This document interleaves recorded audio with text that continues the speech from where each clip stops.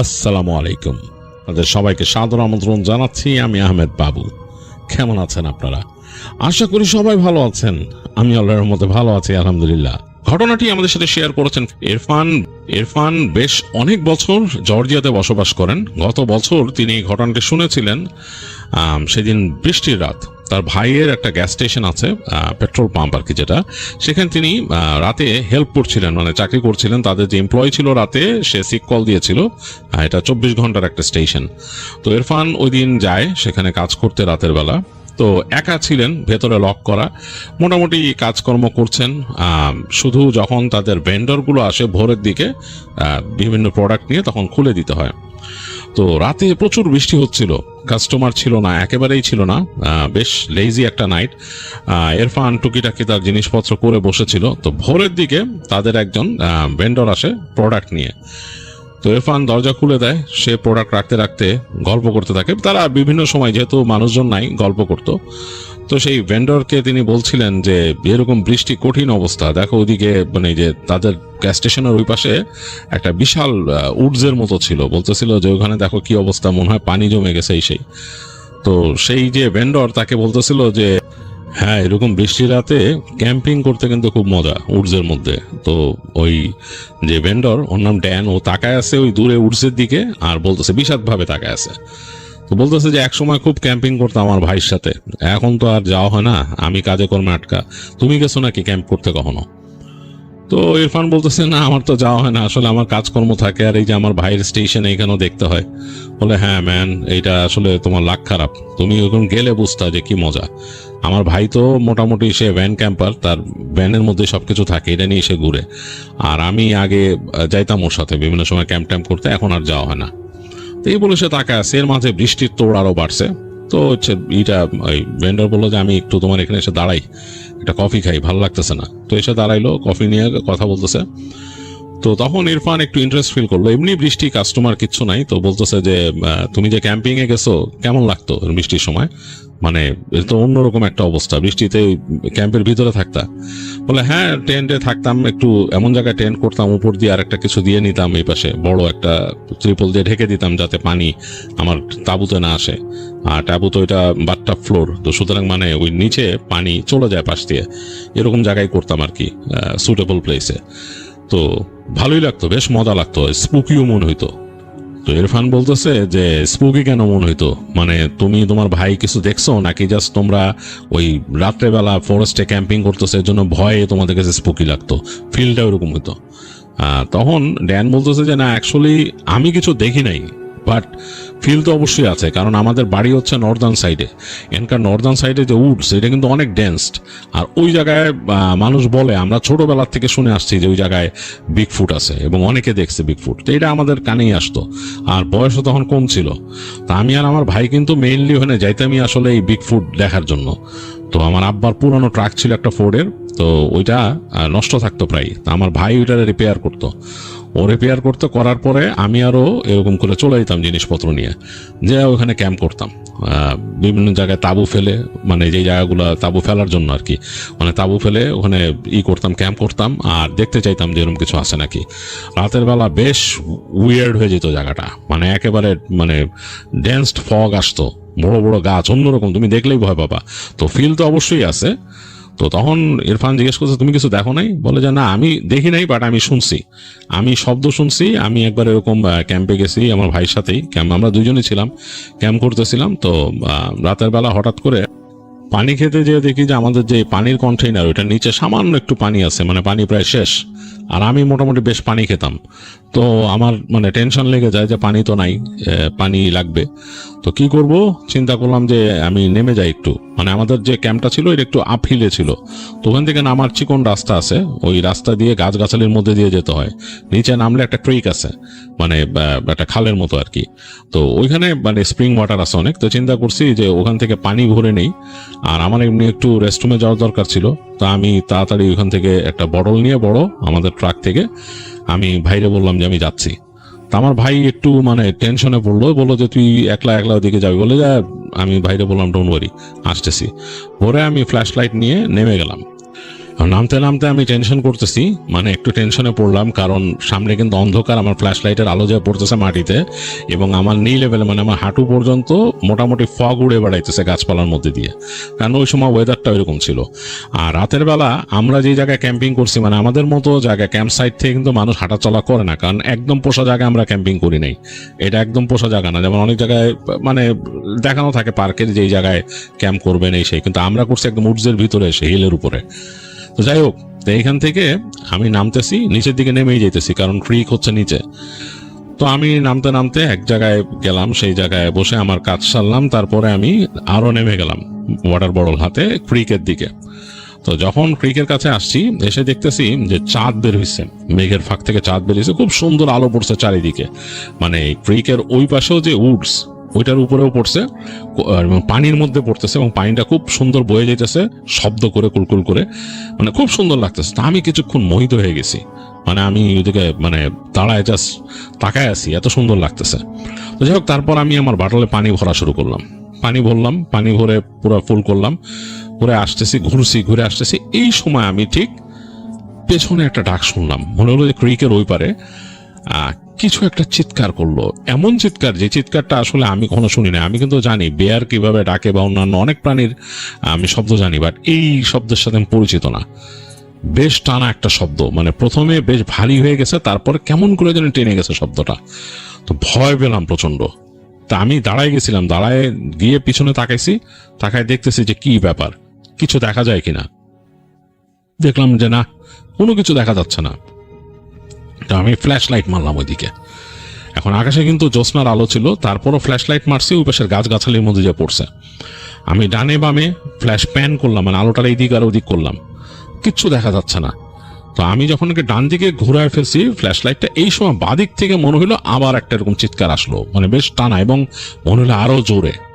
তো আমি সাথে সাথে ফ্ল্যাশ লাইট ঘুরায় ওঠা শুরু করলাম উপরে, মানে আমাকে যেতে হবে, মানে যেদিক থেকে আসছে ওদিকে যেতেই হবে, আমার ক্যাম্পে চলে যেতে হবে তাড়াতাড়ি। তো আমি তাড়াতাড়ি উঠতেছি, মানে কষ্ট হইতেছে, বোতলটা বেশ ভারী ছিল, প্রায় 2 লিটারের মতো ভারী। তো নিয়ে আমি উঠতেছি, উঠতে উঠতে আমি ক্যাম্পের কাছে আসার পরে দেখলাম যে আমার ভাই খুব অ্যাংশাসলি দাঁড়ায় ছিল, বলতেছে যে কিসের শব্দ হলো, কি যেন ডাকছে।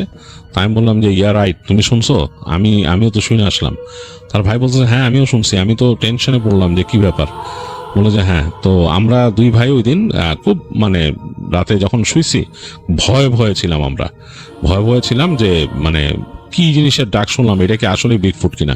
আবার কিউরিয়াসিটিও ছিল আমার ভাইয়ের মধ্যে, একটু বেশি ছিল। তো যাই হোক, আমরা অনেকক্ষণই ঘুমাইতে পারি নাই, ভোরের দিকে ঘুম আসছে, পরে ঘুমাই গেছিলাম। তো ওই দিন চলে আসছে, আর কিছু দেখা হয় নাই। তো এইটা হলো আমার ঘটনা।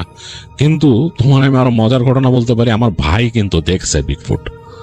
তো তখন ইরফান বলছে তোমার ভাই দেখছে মানে? বলে হ্যাঁ, আমার ভাই যে বলছি তোমার, যে ও তো ভ্যান ক্যাম্পার, ও ভ্যান নিয়ে যায় আর কি। তো ওর সাথে ওর বিড়াল আছে, ও বিড়াল নিয়ে চলে যায়, ওখানে যে রাত্রেবেলা বসে থাকে, মানে ওর যখন খুশি হয় যেরকম ও চলে যায়। তা আমার ভাই আজ থেকে বছর 5 আগে এরকম গেছিল, তো সে তার ভ্যান নিয়ে বেরিয়েছে, তখন তার নতুন ভ্যান আর কি, মানে নতুন শুরু করছে, মানে খুব ভালো না ভ্যানটা, মোটামুটি একটা ভ্যান ছিল তার। যাই হোক, ওই ভ্যান নিয়ে সে ওখানে চলে গেছে, মোটামুটি তার সবকিছু এখানে সেট আপ করা, ভ্যানের মধ্যে ঘুমানোর জায়গা টাকা বানানো। তো গেছে ওর সাথে ওর বিড়াল। তো ও একা একা গেছে, তো একা একা কিন্তু প্রায় যায়, ওর এটা অভ্যাস হয়ে গেছে, ও বিভিন্ন উডসে যায়, বিভিন্ন ক্যাম্প সাইটে যায়, ভ্যান নিয়ে থাকে, রাত্রে ওখানে বসে থাকে, ওইটা ওর অভ্যাস। তো ওই দিনও গেছে। তো ওই দিনও যখন যাচ্ছে তখন থেকে ও ফোরকাস্টে দেখছিল যে বৃষ্টি আসন্ন, আর যেতে যেতেই রাস্তার মধ্যে বৃষ্টি শুরু হলো। তো প্রচন্ড বৃষ্টি মাথায় নিয়ে ও ঢুকলো আর কি, যেই ক্যাম্পিং এসে যাওয়ার কথা সেখানে গেল। তো গিয়ে যাইতে যাইতে, তো ও তো একটু থাকেই একটু জায়গায়, যেহেতু ওর নিজস্ব ভ্যান আছে, ও ওইটাতে থাকবে। তো যে একটু রিমোট জায়গায়, যেই জায়গাটায় আর কি ও পছন্দ করে, এরকম একটা জায়গায় ভ্যান নিয়ে ঢুকছে। তো ঢুকতে যেই দেখতেছে তখন ও যে অফ রোড দিয়ে যাচ্ছে, ওই জায়গায় বেশ কাদা টাদা হয়ে গেছে বেশ। তো এই কাদার মধ্যে দিয়ে অফ রোডের এক্সপিরিয়েন্স নিতে নিতে সামনে এগিয়ে গেল। ও জায়গাটা চিনে, কারণ ও এর আগে এসে ওটা সিলেক্ট করে গেছে যে জায়গায় সে আসবে, এর আগে এসে সে ঠিক করছে যে এখানে থাকবে। তো যাই হোক, এখন যদি মানে তার ভাগ্য খারাপ হয় অন্য কোনো গাড়ি থেকে যায় তাহলে তো আর ওখানে থাকা হবে না। তো এগুলা চিন্তা করতে করতে সে এগিয়ে যাইতেছে যাতে অন্য কেউ ওখানে আবার ক্যাম্প না করে। তো এই চিন্তা করতে করতে ও গাড়ি নিয়ে 100 পৌঁছায় গেল, দেখলো যে না জায়গাটা ফাঁকা, কারণ এই জায়গায় একটু বৃষ্টি টিষ্টি হয়েছে তো আরো মানুষ আসে নাই। তো ও যে ঢুকলো, তো ওই জায়গাটা হচ্ছে এরকম একটু ওভাল টাইপের, মানে ঘুরানো একটা গোল টাইপের জায়গা, চারিপাশ দিয়ে গাছ কিন্তু ঘুরে আছে, আর একটা পাশ দিয়ে খোলা, এবং ওই খোলা জায়গা দিয়ে দূরে পাহাড়গুলো দেখা যায়। তো ও কিন্তু এই জন্যই জায়গাটা সিলেক্ট করছিল, আগের বার এসে দেখছিল যে, আর ও মানে ও চিন্তা করছিল যে ওই যে ভয় পাচ্ছিল যে অন্য কোনো গাড়ি এসে পড়ে নাকি, জায়গাটা সুন্দর, কেউ যদি এখানে দেখে আবার এখানে আসে, এর জন্য চিন্তা করতেছিল। যাই হোক, তো গিয়ে দেখছে যে ওই একা, তো ওখানে গাড়ি ঢুকাই দিচ্ছে, গাড়ি ঢুকায় গাড়ি রাখলো। রাখার পর যখন ইঞ্জিন অফ করছে, পুরা কোয়াইট, শুধু বৃষ্টির শব্দ হইতেছে, ওর গাড়ির উপরে যে পড়তেছে বৃষ্টির শব্দ হইতেছে, এবং ওর কাছে বেশ মানে ভালো লাগতেছে, মজাই লাগতেছে। ওর বিড়াল এতক্ষণ ছিল, তো বিড়ালে নিয়েও কিছুক্ষণ খেলা টেলা করলো, খাওয়া দাওয়া করলো, এগুলো করলো বসে ইসের মধ্যে, ভ্যানের মধ্যে।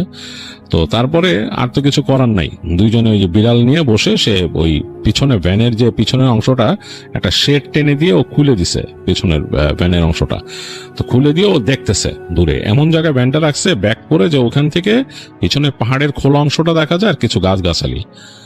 তো ওখানে বসে দেখতেছে কিভাবে বৃষ্টি পড়তেছে, কারণ আকাশের আলোতে বৃষ্টিটা বোঝা যাচ্ছে, অন্ধকার হলেও আকাশের আলোতে বৃষ্টি বোঝা যাচ্ছে, এবং মাঝে মাঝে বজ্রপাত চমকাচ্ছে। ওই লাইটনিং এর আলোতে চারিদিক আরো অন্যরকম লাগে, মানে যখন দূরে লাইটনিং চমকায়, মানে ওই যে পাহাড়ের উপরে, তখন চারিপাশ ঝকঝকা হয়ে যায়, মানে পাহাড়গুলো দেখা যায়, আর এই পাশের গাছগাছালিও দেখা যায়, আর এর মধ্যে বৃষ্টির ফোঁটাগুলো পড়তেছে, তো বেশ লাগতেছে, এবং একটু পরপরই মানে এই বিজলি চমকাইতেছে। তো দেখে বেশ ভালো লাগতেছে, বিড়াল নিয়েও বসে বসে দেখতেছে। তো অনেকক্ষণ এরকম দেখলো, তখন চিন্তা করলো যে না, আর তো কিছু করার নাই, আমি শুয়ে পড়ি, আর কি করব। এই চিন্তা করে সে দরজাটা লাগাই দিল, দরজা লাগাই দিয়ে বিড়ালকে তার মতো পাশে শোয়াই দিল, এবং নিজে শোয়ার প্রস্তুতি নিতেছে। তো এই সময় ওর জানি কেমন একটা ফিল হইলো, ফিলটা হচ্ছে মানে হঠাৎ করে বিজলি চমকাইছে, তো এই পাশের উইন্ডোতে সে তখনও পর্দা টানে নাই, ওর এখানে কার্টেন ছিল। তার কাছে মনে হইলো গাছগাছালির মধ্যে দূরে কিছু একটা সে দেখলো, মানে কেউ একটা মানে ফিগারের মতো দাঁড়ায় আছে। তো অবাক হলো, মানে বিদ্যুতের ফ্ল্যাশে দেখছে তো জিনিসটা আসলে ক্লিয়ার হয় নাই, ও ভালো মতো আবার দেখার চেষ্টা করলো যে নেক্সট ফ্ল্যাশে দেখা যায় কিনা। তো পরবর্তী অনেকক্ষণ পর যখন আবার বিদ্যুৎ চমকাইছে, দেখলো যে না, কিছু নাই। তো চিন্তা করলো আমি কি এটা কি কল্পনায় দেখছি। তো এই চিন্তা করতে করতে সে আবার নিজের জিনিসপত্র গোছাইতেছে, তো এর মধ্যে কিন্তু বিজলি চমকাইতেছে। তো সবকিছু রেডি করছে, এখন পর্দাটা টানবে। তো লাস্টের বার যখন কার্টেন টানতে গেছে, তখন ও আবার ফ্ল্যাশে দেখলো, মনে হইলো ওইখানে কে দাঁড়ায় আছে, এবং মনে হলো বেশ লম্বা একটা মানুষ দাঁড়ায় আছে, বেশ উঁচু এরকম। তো তখনই ওর মনের মধ্যে কিন্তু বা মানে এরকম চিন্তা ভাবনা ঢুকে গেছে যে এটা কি অন্য কিছু নাকি, কারণ মানুষের হাইট এত হওয়ার কথা না, দেখেই মনে হচ্ছে 7 থেকে 8 ফিট উঁচা। একটু ভয়ও লাগছে, মানে আমার ভাই কিন্তু মোটামুটি বেশ সাহসী, মানে ওর নাম ডাস্টিন, ও আমার থেকে বেশি সাহসী। তো ও মনে মনে চিন্তা করলো যে এটা যদি বিগফুট হয়ে থাকে, এটা তো মানে ক্যাপচার করা, ছবি তোলা বা কিছু তো আসলে মানে একটা কঠিন জিনিস, এটা তুলতে পারলে বা এটা ডকুমেন্ট করতে পারলে তো বিশাল একটা ব্যাপার। তো সে যেরকম কিউরিয়াসিটি ফিল করতেছে বা আগ্রহ ফিল করতেছে যে এটা ছবি টবি কিছু তুলতে পারি কিনা, বা যেটা দেখছি এটা আসলে রিয়েল কিনা, একই সাথে সে ভয়ও পাইতেছে, কারণ জিনিসটা তো আসলে অতিপ্রাকৃতই, কারণ এখন পর্যন্ত তো এরকম কোনো প্রমাণ নাই এরকম কিছু দেখার, আর এটা কেমন ইন নেচার, ফেরোসাস কিনা হুনোস। তো এই জন্য ভয়ও পাচ্ছে। তো চিন্তা করতে করতে তার মানে মাথার মধ্যে একটা ডিলেমা তৈরি হলো, মানে সে এটা ছবি তোলার চেষ্টা করবে বা এটা নিয়ে আরো একটু ফাইন্ড আউট করার চেষ্টা করবে নাকি ঘুমায় যাবে। এই চিন্তা করতে করতে হঠাৎ চিন্তা করলো যে আমি বের হই, আস্তে করে বের হই। তো ওর যে এখানে একটা বক্স ছিল, ওই বক্সের ভিতর থেকে ওর হ্যান্ডিক্যাম আর ফ্ল্যাশ লাইট নিয়েও বের হয়। তো ওর যে হ্যান্ডিক্যাম ওইটা কিন্তু বেশ ভালো নাইট মোড কেপেবল একটা হ্যান্ডিক্যাম, বেশ ভালো ভিডিও হয়। তো ওইটা নিছে, আর ওই পরে নিছে, রেইনকোট পরে নিছে যাতে বৃষ্টিতে সমস্যা না হয়। তো ফ্ল্যাশ লাইট নিয়ে বের হইছে, বের হয়ে এসে ভ্যানের এই পাশ থেকে বের হইছে ফার্স্টে, মানে যেই সাইডে গাছপালার ওখানে ও দেখছিল তার অপোজিট সাইড থেকে বের হইছে। বের হয়ে সে ওই পাশে আস্তে আস্তে যাচ্ছে ভ্যানের আড়াল থেকে, যে সে উকি দিচ্ছে, সে চাচ্ছে যে ফার্স্টে সে জাস্ট বের হয়ে ক্যামেরাটা ওইদিকে তাক করে ধরবে, হ্যাঁ, দেখবে যে ওখান থেকে কিছু দেখা যায় কিনা। তো বৃষ্টি কিন্তু পড়তেছে, ওর জ্যাকেটের মধ্যে পটপট পটপট করে বৃষ্টি পড়তেছে। তো আস্তে আস্তে ভ্যানের সাথে গা লাগায় লাগায় একদম শেষ মাথায় গেছে, গিয়ে ওর যে ক্যামেরাটা সেটা অন করছে। অন করে সে আস্তে করে ক্যামেরার লেন্সটা ওদিকে তাক করছে, করে সে তারপর তাকাচ্ছে। তো ওর নিজের চোখে তো এত ভালো দেখতে পারতেছে না, ক্যামেরার যে ফ্ল্যাপ খুলছে, যে মনিটর ফ্ল্যাপ, ওইটাতে ও দেখতেছে, আবার ওইটাকে আড়ালও দিতেছে ওর হাত দিয়ে, যাতে পানি বেশি না লাগে। ওইটা মানে মানে ওয়াটারপ্রুফ ছিল, তারপরও সে হাত দিয়ে ওটাকে আড়াল করতেছে দেখার জন্য। তো ওই ক্যামেরার যে মনিটর, ওটার মধ্যে দেখা যাচ্ছে যে ওই জায়গার গাছপালাগুলা, যেই জায়গাতে ও ফোকাস করছে ওখান থেকে দেখা যাচ্ছে গাছপালাগুলো নড়তেছে, ওইখানে কিছু দেখা যাচ্ছে না। মানে পুরা নর্মাল বৃষ্টির পানি হালকা হালকা পড়ছে, তখন কিন্তু খুব ভারী বৃষ্টি না, ড্রিজলিং ব্রেইন হচ্ছে। তো চিন্তা করলো আমি কি যাবো নাকি ওইখানে। এই চিন্তা করে তার ভয় লাগা শুরু করলো, বেশ ভয় পেতেছিল ডাস্টিন। তো তারপরও একসময় কিউরিয়াসিটি আসলে বেশি পেয়ে বসছে। তো ডাস্টিন আসলে একা একা থাকে, তো ওই জায়গায় একা একা বিভিন্ন সময় ক্যাম্পিং করে, শুধু এইখানে না, আরো অন্যান্য জায়গায়ও যায়। তো এই কারণে ওর সাহস একটু বেশি। তো আস্তে আস্তে হাঁটা শুরু করলো, ফ্ল্যাশ লাইটটা জ্বালে না, ওই রাতের আলো যতটুকু পড়তেছে এর মধ্যে দিয়ে হেঁটে হেঁটে ওই যেই জায়গায় সেই ফিগারটা দেখছিল ওই জায়গায় যে পৌঁছায়। এখন ওই জায়গায় পৌঁছানোর পর ওর গা ছমছম করতেছিল, কারণ কি, ও এই জায়গায় কিন্তু দেখছিল বিশাল ফিগারটা। তো ও চিন্তা করতেছে যে মানে এখানে কিছু আছে নাকি, আমাকে দেখতেছে নাকি, মানে এম আই বিং ওয়াচড, মানে কোনো জায়গা থেকে আমাকে দেখতেছে নাকি, এরকম চিন্তা করতে করতে আরো সামনে এগিয়ে যায়। তো দেখতেছে এইখানে গাছগাছালির ডেন্সিটিটা একটু কম, মানে গাছগুলো একটু ফাঁকা ফাঁকা, বেশ দূরে দূরে। তো ও আস্তে আস্তে ঢুকে যায় ওই গাছগাছালির মধ্যে, আর চিন্তা করতেছে। তো ক্যামেরাটা অন করে আবার মাঝে মাঝে গাছের উপর দিকে ফোকাস করতেছিল, যে উপরে কিছু আছে নাকি। অনেক সময় দেখা যাচ্ছে অনেক সাইফাই সিনেমা বা ইত্যাদিতে দেখা যায় গাছের উপরে এরকম ঝুলে থাকে, এগুলা চিন্তা করতেছিল, মাথার মধ্যে অনেক রকম চিন্তা আসে। তো ডাস্টিন চিন্তা করতেছিল নিজে নিজে যে এইরকম যদি আসলেও গাছে কিছু দেখি তাহলে আমি কি করব, মানে আমার ক্যামেরা যদি ধরা পড়ে এরকম কি করব। তো ওখান তো দৌড় দেওয়া ছাড়া আসলে কোনো উপায় নেই। যদিও ওর গাড়ির মধ্যে ছিল, টিজার গান ছিল, তারপর পেপার স্প্রে ছিল, তো এইগুলা দিয়ে তো আসলে কোনো কিছু হবে না, যদি এটা মানে অন্যরকম কোনো ক্রিয়েচার হয়, বিগ ফুট টাইপের। আর অ্যাকচুয়ালি এটা জানেও না কেউ কিছু, জিনিসটা কি এটা তো আসলে মানুষ বলে যে দেখছে, বাট এটার কোনো নেচার বা কিছু কেউ বলতে পারে না। যা মানুষ বলে এগুলা মনে হয় শুনলে যে এগুলা আসলে এক্সাচুরেট করা, মানে মানুষ আসলে শিওর না। তো যাই হোক, এগুলা চিন্তা করে ডাস্টিন দেখতেছে গাছের মধ্যে এরকম ও ক্যামেরা তাক করে করে যাচ্ছে আর হাঁটতেছে। তো হাঁটতে হাঁটতে অনেক দূর চলে আসছে। তো ও চিন্তা করলো যে কিরে, আমি গাছের দিকে ক্যামেরা তাক করতে করতে আমি পিছনের রাস্তাও ঠিক মতো দেখি নাই, এই অংশটাতে ও হেঁটে আসেও নাই এর আগে কখনো। তো ওর চারিপাশে শুধু গাছপালা, অনেকটা হারায় যাওয়ার মতো অবস্থা হয়েছে। তো ডাস্টিন কিন্তু আরেকটু ভয় পেয়েছে। তো ভয় পেয়ে ও মানে মোটামুটি একটা আন্দাজ মতো হাঁটা শুরু করছে সামনে, চিন্তা করছে ওদিক দিয়ে বেরোইলে মনে হয় ওর ওই যেখানে গাড়ি রাখা ওইখানে পাবে। আবার বিড়ালের জন্য অনেক চিন্তা হচ্ছে, বিড়ালকে গাড়িতে রেখে আসছে সে। যাই হোক, তো ও একটু ভয় ছিল ডাস্টিন। তো হাঁটতে হাঁটতে সামনে এগিয়ে যাচ্ছিল। এখন দেখলো যে এখানে গাছপালাটা একটু ডেন্সড হয়ে গেছে, এখান থেকে আসলে দেখার মতো উপায় নাই। তো তখন ফ্ল্যাশ লাইট জ্বালায়, ফ্ল্যাশ লাইট মারে। তো ফ্ল্যাশ লাইট যখন মারছে, ওর কাছে মনে হলো ওর থেকে বেশ কিছু দূর দিয়ে কিছু একটা দৌড়ে গেছে এবং বেশ ভারী, মাটিতে ধপ ধপ ধপ ধপ করে শব্দ হয়েছে। তো ডাস্টিন কিন্তু ভয় পাইছে, ও মনে করছে কোনো বেয়ার কিনা, কারণ বেয়ারও তো অনেক হ্যাভি হয়। ও ভয়ের চোটে একটা গাছ ধরে, মানে এক হাতে তো হ্যান্ডিক্যাম ধরা ছিল, একটা মোটামুটি একটা গাছ, মোটা গাছ ধরে গাছের পিছে ঘুরে গেছে দ্রুত, শব্দটা শুনে যে মানে এখানে বেয়ার অনেক সময় দেখা যায় এসে অ্যাটাক করে বসে এরকম ঠাস করে। তো চিন্তা করছে যে এই দিক থেকে শব্দ আসছে, ওদিক থেকে আসলে ও যদি গাছের পাশে চলে যায় তাহলে প্রথম অ্যাটাকটা ওই গাছের উপর দিয়ে যাবে। আর বেয়ার খুব ভালো চোখে দেখে না, তো ওইভাবে করে ওই গাছটাকে ঘুরে গেছে, পিছলা গাছ, হাতের মধ্যে পানি লেগে গেল। তো তাকায় দেখতেছে যে না, ওইখানে কোনো কিচ্ছু নাই, শব্দটা পাইছে, বিয়ার টিয়ার কিচ্ছু নাই। ও গাছের ফাঁকে থেকে এরকম দাঁড়ায়, মানে এমন একটা প্রিপারেশন যে ওকে কেউ অ্যাটাক করতে আসলে ও জাস্ট ঘুরবে গাছের পাশ থেকে এরকম। তো ওইরকম করেও লাইট মারছে চারিপাশে। তো লাইট মেরে দেখলো কিচ্ছু নাই, হালকা হালকা বৃষ্টির পানি এদিক দিয়ে পড়তেছে, গাছের পাতায় আটকায় যাচ্ছে অনেক, তারপর পড়তেছে। তো অনেকক্ষণ দাঁড়ায় থাকলো চুপচাপ। এই রাতের এই শব্দ, বৃষ্টি পড়া, এই পাতার মধ্যে বৃষ্টি পড়তেছে পটপট পটপট পটে, এছাড়া কোনো শব্দ নাই। আর মাঝে মাঝে মেঘ গুড়গুড় করতেছে। তো ডাস্টিন তারপর চিন্তা করলো যে না, আমাকে আবার হাঁটতে হবে, এনে গাছের পাশে বসে থেকে তো লাভ নাই। তো আবার হাঁটা শুরু করে। হাঁটতে হাঁটতে একটা জায়গায় বের হয়, এই জায়গাটা একটু ফাঁকা ফাঁকা। এই জায়গার সামনে মানে ও যেখানে বেরিয়েছে তার থেকে সামনে হালকা একটু ঢালু হয়ে গেছে, আর তার পাশে একটা পাহাড়, এবং পাহাড়ের ওইখানে নিচে একটা গুহা দেখা যেতেছে, খোলা মুখ এরকম গুহাটার। তো ডাস্টিন একটু ভয় পাইছে গুহা মুখটা দেখে। অন্ধকার, ওই ভিতরে তো একদম অন্ধকার। আকাশে তো, এখানে তো বাইরে আকাশের আলো আছে, সেটা হালকা ভাবে পড়ছে চারিদিকে, এটাতে যতটুকু দেখা যাচ্ছে বৃষ্টির ফোঁটাগুলা পড়তেছে, আর গুহা মুখটা হলো অন্ধকার, মানে একদম ডিপ ডার্ক। ওইখানে ও চিন্তা করলো ঢুকবে কিনা, তো ঢোকার সাহসটা হইল না ওর, মানে চিন্তা করলো যে না। তো ও করলো কি, আস্তে আস্তে হেঁটে আরো সামনে গেছে। ওর ইচ্ছা ছিল গুহামুখের খুব কাছে যে সে তার ক্যামেরাটা অন করবে, এরকম চিন্তা করছে। তো ও আস্তে আস্তে আস্তে কেন ক্যামেরা অন করলো, কিন্তু একটা শব্দ হয় যখন সুইচ টিপে টিট করে একটা শব্দ হয়। তো চিন্তা করছে শব্দটা করবে না, লাস্ট মোমেন্টে যে একটা টিপ দিয়ে দেখবে আর কি ভিতরে কিছু দেখা যায় নাকি, বা নাইট ভিশনে কতটুকু আসে ভিতরে, এটা চিন্তা করতেছিল।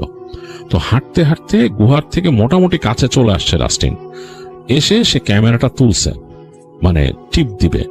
এই সময় সে গুহার মধ্যে দেখলো যে একজোড়া লাল কিছু চোখের মতো জ্বলে উঠলো, মানে দুইটা চোখের দূরত্ব মোটামুটি বেশ খানিকটা আছে, মানে বোঝা যাচ্ছে যে এই চোখের মালিক, তার মাথা অনেক বড়, মানে চোখটা এরকম খুলছে এবং জ্বলন্ত চোখ, মানে জল জল জল করতেছে।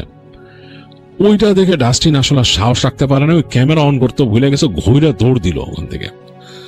ও দৌড়াইতেছে, ও ভয় পাচ্ছে যে পিছনে পিছনে দৌড়ে আসতেছে কিনা কেউ। এই দৌড়াইতে দৌড়াইতে দৌড়াইতে দৌড়াইতে সে মানে মানে কোনো দিশা হারায় ফেলছে, মানে তার মানে মনে হচ্ছে যে তার ভিতর থেকে তার লাংস বের হয়ে আসবে, এত কষ্ট। দৌড়াইতে দৌড়াইতে অনেক দূর দৌড়াইছে, কোনো দিক পাইতেছে না। তারপর কি মনে করে সে বাদিকে দৌড়াইলো, চিন্তা করলো আচ্ছা এইদিকে যাই, মানে একটা মানে র্যান্ডম দিক, বাদিকে দৌড়াইলো। দৌড়াইতে দৌড়াইতে ফ্ল্যাশ লাইট মারতেছে, আবার সামনে দেখতেছে গাছপালার মধ্যে দিয়ে। এরকম করতে করতে এক জায়গায় তার চোখ পড়লো দূরে, গাছপালার ফাঁক দিয়ে ওইদিকে যে দেখা যাচ্ছে দূরে কিছু একটা দাঁড়ায় আছে, মানে কোন একটা কিছু। তো আরেকটু সামনে যেতে বুঝলো যে ওইটা ওর ভ্যান। তো দৌড়ায় তাড়াতাড়ি ফাঁকা জায়গাতে বের হয়ে আসছে ভ্যানের কাছে। এসে তো মানে ও থ্যাঙ্কস গড মনে মনে বলতেছে, মানে বলতেছে আই শুডন্ট হ্যাভ গান দেয়ার, এটা ভাবতেছে ভাবতে ভাবতে যে সে আস্তে করে তার ভ্যানের দরজা খুলছে। তো দরজা খুলতে ভিতরে কেবিন ল্যাম্প জ্বলে উঠছে। তো জ্বলার পর দেখতেছে যে বিড়াল বিছানায় মাথা নিচু করে শুয়েছিল চুপচাপ। তো ওকে দেখেই মাথা তুলে কেমন জানি ভয়ার্থ ভাবে ডাকলো। তো তাড়াতাড়ি যে বিড়াল ওই তার জ্যাকেট খুলে ফেলছে, খুলে বিড়ালটা কোলে নিল, নিয়ে ঢুকলো, ঢুকে দরজা লাগাই দিল। তো দেখতেছে বিড়ালটা ভয় পাইছে বেশ, সে বুঝতে পারছে বিড়ালটা ভয় পাইছে। কেন এত ভয় পাইছে বুঝলো না, মানে বিড়াল তো কিছু দেখার কথা না এখান থেকে, আনলেস ও যদি জানলা দিয়ে তাকায় থাকে। দেখলো যে হ্যাঁ পর্দা তো ও টানে নাই, পর্দা সরানোই ছিল, বেশ খানিকটা সরানো। তো কিছু দেখছে কিনা কে জানে, চিন্তা করতেছে। তো বিড়ালটারও জাস্ট পিঠে হাত বুলাই দিয়ে বলছে যে মানে রিল্যাক্স বলে যে মানে ঘুম পাড়ায় দেওয়ার চেষ্টা করছে, বিড়ালটারে শোয়াই দেওয়ার চেষ্টা করতেছে। তো অনেকক্ষণ বসে থাকলো, বৃষ্টি কিন্তু টুপ টুপ টুপ টুপ খুব আস্তে আস্তে পড়তেছে। একবার চিন্তা করলো যে এখান থেকে সরে যাবে কিনা।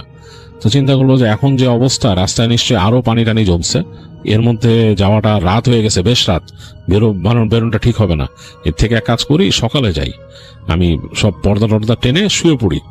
এই চিন্তা করো, মেকশিওর করলো যে ও লক টক সব করা আছে কিনা, দরজা টরজা সব লক আছে নাকি। তো জ্যাকেট তো আগেই চেঞ্জ করে রাখছে। তো নিজের জাস্ট প্যান্টটা চেঞ্জ করে ও পর্দা টর্দা ভালো মতো টেনে দিয়ে বিছানায় শুয়ে পড়লো। তো ডাস্টিন বিছানায় শুয়ে অনেকক্ষণ তার ঘুম আসতেছে না, কারণ এই টিপ টিপ বৃষ্টির শব্দ আসতেছে, আর ওই যে মাথায় টেনশন যে ও কি দেখলো এটা চিন্তা, অনেকক্ষণ ঘুম আসতেছে না। তো এক সময় ওর এসে গেছে, তন্দ্রার মতো এসে গেছে, মানে ঘুম, মানে চোখ লেগে আসছে, ঘুমায় যাবে। এই সময় হঠাৎ করে মনে হলো যে ওর বিড়াল গড়গড় করে ডাকতেছে, আর কেমন জানি বিড়াল যেরকম মারামারি করলে যেরকম শব্দ করে, ম্যাও এরকম করে, এরকম করতেছে, বেশ মানে গড়গড় করে শব্দ করতেছে, আর বেশ গলার ভেতর থেকে শব্দ করতেছে। তো জাস্ট তাকায় দেখতেছে, তখন কিন্তু ভেতরের ওর যে কেবিন ল্যাম্প বন্ধ করা, এই পর্দার ফাঁক দিয়ে হালকা আলো আসতেছে, ওই রাতের আলো। এর মধ্যে দেখতেছে ওই জানালার দিকে তাকায় বিড়ালটা ম্যাও করতেছে। তো পেছনের যে ওর ছিল, মানে হ্যাচটা ছিল, ওই হ্যাচের যে মানে ইটা পেছনের যে উইন্ডশিল্ডের মতো, হ্যাচের রেয়ার উইন্ডশিল্ড যেটা, ওইটা কিন্তু ও জাস্ট একটা হালকা পাতলা একটা দিয়ে দিছিল ফিল্টারের মতো, ওখানে পর্দা দেয় নাই, কারণ ওই দিনের বেলা তখন হালকা একটু আলো আসা দরকার। তো রাতের যে আলোটা ওইটা কিন্তু এখান থেকে দেখা যাচ্ছে, বাইরের অংশ ওই ফিল্টার ভেদ করেও খানিকটা দেখা যাচ্ছে। তো দেখতেছে বিড়ালটা ওই ওই আলোতে, ওই হালকা আলো রুমের মধ্যে, ওই তার ওই ইসের মধ্যে, ভ্যানের মধ্যে ওই হালকা আলোতে চোখে যতটুকু শুয়ে আসছে এর মধ্যে ডাস্টিন দেখতেছে যে ওর যে ওই পিছনের যে রেয়ার উইন্ডশিল্ড যেটা আছে ওইটার মধ্যে কিছু একটা হয়তো সামনে আসলো, মাথা, একটা মাথার মতো, এবং মাথাটা বেশ বড় বোঝা গেল। মানে রাতের ওই যে রাতের আলো যতটুকু পড়ছে ওইটা তো ওই জায়গাটা কভার করছে, তো ওই জায়গায় যখন মাথাটা আসছে একটা ছায়া তৈরি হয়েছে। তো ও দেখতেছে যে ওই মাথাটা সামনে আসছে, উইন্ডশিল্ডের একদম সামনে, বেশ বড় একটা মাথা, একটা এরকম কালো রঙের আসছে এরকম। আর ওর বিড়াল ওইটার দিকে তাকায়, মানে একদম গলার ভেতর থেকে শব্দ করতেছে এবং সে ভয় পাইছে। তো ডাস্টিন বিড়ালের গায়ে হাত দিয়ে দেখে বিড়ালটা কাঁপতেছে লিটারালি ভিতরে, এবং তার লেজ এরকম ফুলে গেছে, সে বুঝতে পারছে। তো এইরকম অ্যাটাকিং শান্ত বিড়াল হয় না, প্রচন্ড ভয় পেয়ে অ্যাটাকিং হয়েছে বিড়ালটা। তো ডাস্টিন বিড়ালের গায়ে হাত দিয়েছে, বলাইতেছে, কিন্তু বিড়াল মানতেছে না, সেই রকম করতেছে। এবং ডাস্টিনের প্রচন্ড ভয় লাগলো, কারণ সে ফিল করলো যে একটা এরকম মাথার মতো কিছু একটা এসে তার গাড়ির রেয়ার উইন্ডশিল্ডের মধ্যে মনে হচ্ছে একদম নাক চেপে ধরে এরকম ভাবে করতেছে। এই সময় সে দেখলো যে একজোড়া চোখ মনে ওইখানে জল জল করতেছে ওই ফিল্টারের ওই পাশে। ফিল্টারটা না থাকলে স্পষ্ট সে দেখতে পারতো।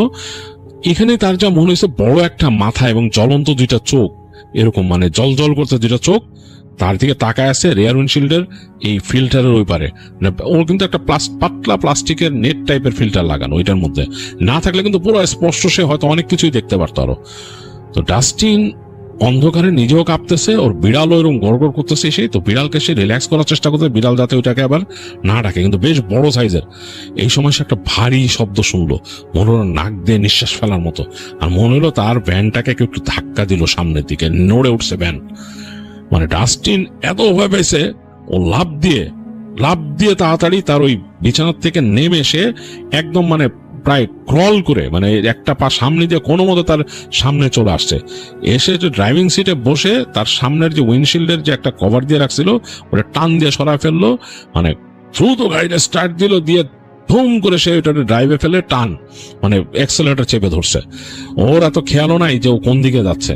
হেডলাইটটা জ্বালাই দিয়েছে, হঠাৎ করে চোখে পড়লো সামনের রাস্তাটা মানে ভিজা, পানি অনেকটাই জমে গেছে এদিক দিয়ে। তো মোটামুটি আন্দাজেই সে ঘুরায় সামনে বের হয়ে আসছে, প্রচন্ড ভয় পেয়েছে সে। এবং যখন সে ওই দিক দিয়ে বের হয়ে যায় ঘুরে, তখন পিছনে মনে হলো যে বিশাল জোরে একটা প্রাণীর ডাক। তো জাস্টিন বলছে যে এই ডাকটা জাস্ট লাইক ওই যে আমি সহ ছোটবেলায় শুনছিলাম, মানে আমি যখন আরো ছোট ছিলাম, আমরা যখন গেছিলাম, যেই ডাকটা শুনছিল সেই ডাকটাই আরো লাউড, আরো কাছের থেকে শব্দটা পাইছে। তো ডাস্টিন তাড়াতাড়ি ওখান দিয়ে রাস্তা দিয়ে ঘুরে আসতেছে, এবং তার কাছে মনে হলো ওইটা জিনিসটা ডাকতে ডাকতে তার কাছাকাছি চলে আসতেছে, মানে সাউন্ডটা আরো লাউড হইতেছে, মনে কাছাকাছি চলে আসতেছে। তো ও পিছনের দিকে তাকায়, ওই যে তার কিছু দেখতে পাচ্ছে না আলো আধারির মধ্যে। তো একটা জায়গায় এসে আলোটা বেশ ছড়ায় পড়ছিল রাস্তার দুই পাশে, মানে তার যে হেডলাইটের আলো এটা এইভাবে ছড়ায় গেছে গাছে যে পিছনের অংশটা একটু আলোকিত হয়েছে, আর এর মধ্যে সে ব্রেক করছিল। এই টেইল লাইটের আলোতে আর এই লাইটের ছড়ানো আলোতে কিছু একটা মনে হয়েছে বেশ বড় সাইজের, মানে 8-9 ফিট হবে। তার যে ভ্যান ছিল ভ্যানের উচ্চতা হবে এরকম, দুইটা হাত উঁচা করে এরকম করে সাউন্ড করতেছে, মনে হলো একটা অবয়বের মতো। তো ডাস্টিন আসলে মানে ও থামার তো প্রশ্নই আসে না, ও কাদার মধ্যে দিয়ে চালায় যেভাবে পারে, উঠে এসে মেন রাস্তায় উঠছে। ওইখান থেকে মানে মেন রাস্তা মানে ওই যে ওই ক্যাম্পের ওই ফরেস্টের রাস্তায় সেখানে উঠছে, ওইখান থেকে উঠে এসে চালায় ওই রাত্রেবেলায় বের হয়ে গেছে একদম মেইন রোডে যে সে মানে খুব ফাস্ট চালায় সে একেবারে মানে আমাদের বাবার যে বাড়ি, আমার আব্বা আলাদা থাকতো, তো ওই বাড়িতে চলে গেছে। ডাস্টিন আব্বার সাথে থাকতো না, ও আলাদা থাকতো, তারপরও সে আব্বার বাসায় চলে গেছে। তো যাওয়ার পর পার্কিং লটে গাড়ি পার্ক করে সে সমানে হং করতেছিল। তো হং করাতে আমার আব্বা আবার খুব একটু রাগী মানুষ, রাগ করে বেরিয়েছে, মানে হুস দেয়ার বলে কি ব্যাপার বলে ডাস্টিনের গাড়ি দেখে সে চিন্তা করলো যে কি ব্যাপার, ও এরকম হং করতেছে কেন। তো আব্বা বেরোয় আসছিল বাসা থেকে, বেরোয় আসার পরে ডাস্টিন তখন গেট খুলে ফেলেছে। তো আব্বা জিজ্ঞেস করলো কি হয়েছে, তখন সে আব্বাকে বললো যে এরকম ঘটনা সম্পর্কে। তো আব্বা ওর সাথে রাগারাগি করলো যে তোমারে কে বলছে রাত বিরাইতে ক্যাম্পিং করতে, তুমি তো একটা মানে সিক মানুষ হয়ে যেতেছো, দিনের রাত্রে দিন নাই রাত নাই তুমি ভ্যান নিয়ে ঘুরো আর এদিক ওদিক যাও, মানে হোয়াট ইজ দ্য ক্যাচ। মানে আমার আব্বার কিছু ব্যবসা বাণিজ্য ছিল, ওগুলো দেখতে বলছিল ডাস্টিনরে, তো ওগুলোর দিকে ওর মন ছিল না একদম। তো আব্বা রাগারাগি করলো। তো যাই হোক, ডাস্টিন পরে চলে আসে। তো এই ঘটনা তো আব্বা শুনছে এবং আমার ফ্যামিলির আরো আমার কাজিনরাও শুনছে, আমি তো শুনছি। তো আমার ভাই কিন্তু এই জিনিসটা দেখছিল এবং দ্যাট ইজ দ্য ক্লোজেস্ট, মানে আমার ভাইয়ের এক্সপিরিয়েন্স যে এরকম অতিলৌকিক কিছু দেখার, এবং দ্যাট ইজ স্কেরি। তো এই ঘটনা ইরফান শুনতে শুনতে তাদের তখন অলরেডি আলো বের হয়ে গেছে, মানে ভোর হয়ে গেছে। তো তখন ওই ড্যান বলল যে আমার আরো ট্রিপ মারতে হবে, আরো অনেক ডেলিভারি আর সাইট আছে, যেতে হবে। তো যাই হোক, তোমার এই ঘটনাটা বললাম, এরকম ঘটনা যদি তুমি লাইক করো, আরো এরকম ঘটনা পেলে তোমাকে আমি বলবো। বলে ইরফানের কাছ থেকে ড্যান বিদায় নেয়। আর ইরফান বেশ ফ্যান্টাসাইজ হয়ে যায় চিন্তা করে যে কেমন লাগবে। তো ইরফান অনেকদিন চেষ্টা করছে, তার পরিচিত কিছু বন্ধু বান্ধবকে বলছে যে চলো আমরা যে উডসে যাই, মানে ওই নর্দার্ন সাইডে না যেতে পারলো মোটামুটি এখানে যেসব ক্যাম্পিং গ্রাউন্ড আছে ওখানে যাই। তো রাজি করাইতে পারে না, ওখানকার পরিচিত যারা আছে তারা কেউই নাকি যেতে চায় না ওইখানে, দে আর স্কেপটিক, মানে এইসব ব্যাপারে তারা রাজি না। তারা বলে যে আমরা দিনে কোথাও যাই, পিকনিক করে চলে আসি, মানে রাতে থাকবে না তারা। এই জন্য ইরফানে যাওয়া হয় নাই। ইরফান উইশ করে যে সে যদি কখনো সুযোগ পায় সে কারোর সাথে চলে যাবে, হয়তো ড্যান বা এরকম কারোর সাথেই কোনো একটা চান্স খুঁজে যাবে, যে ঘুরে আসবে এরকম জায়গায় একটা রাতে ওভারনাইট স্টে করলে কেমন লাগে সে এক্সপিরিয়েন্সটা সে নেবে। আর যদি কোনো কিছু সেখানে সে পায় সেটা সে জানাবে। তো এই ছিল ইরফানের কালেক্ট করা একটা ঘটনা যেটা আমি শেয়ার করলাম। আসসালামু আলাইকুম লিসেনার্স। যে ঘটনাটা আজকে শেয়ার করব সেটা হচ্ছে আমার এক পরিচিত বড় ভাইয়ের ঘটনা। তো এই ঘটনাটা ঘটে হচ্ছে তিনি যখন ছাত্র ছিলেন, তখন ঢাকার একটা ইউনিভার্সিটি, স্বনামধন্য ইউনিভার্সিটিতে তিনি পড়তেন তখন সাল হবে 1999 বা 2000। এটা তার পড়াশোনার লাইফের মাঝামাঝি অবস্থায়। তো তার একজন ঘনিষ্ঠ বন্ধু ছিল, তারই রুমমেট, তার সাথে একই এলাকার মানুষ। তো তারা সবসময় পরীক্ষা শেষ হলে বা কোনো ধরনের অকেশন হলে একসাথেই গ্রামের বাড়ি ব্যাক করতেন। এবং গ্রামের বাড়ি ছিল পটুয়াখালীতে, আমি সরাসরি জেলার নাম উল্লেখ করে দিলাম। তো যেত হচ্ছে সদরঘাট থেকে লঞ্চে করে। ওনারা দুইজন ওই দিন ছিল সেরকম প্ল্যান করে যে আমাদের যেদিন পরীক্ষা শেষ হবে সেদিন রাত্রে 8টার লঞ্চ উঠে যাব।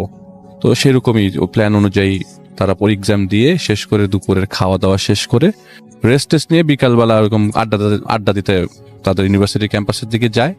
চা কফি খেয়ে ব্যাগ সাথে ছিল, একসাথে বেরিয়ে যাবে।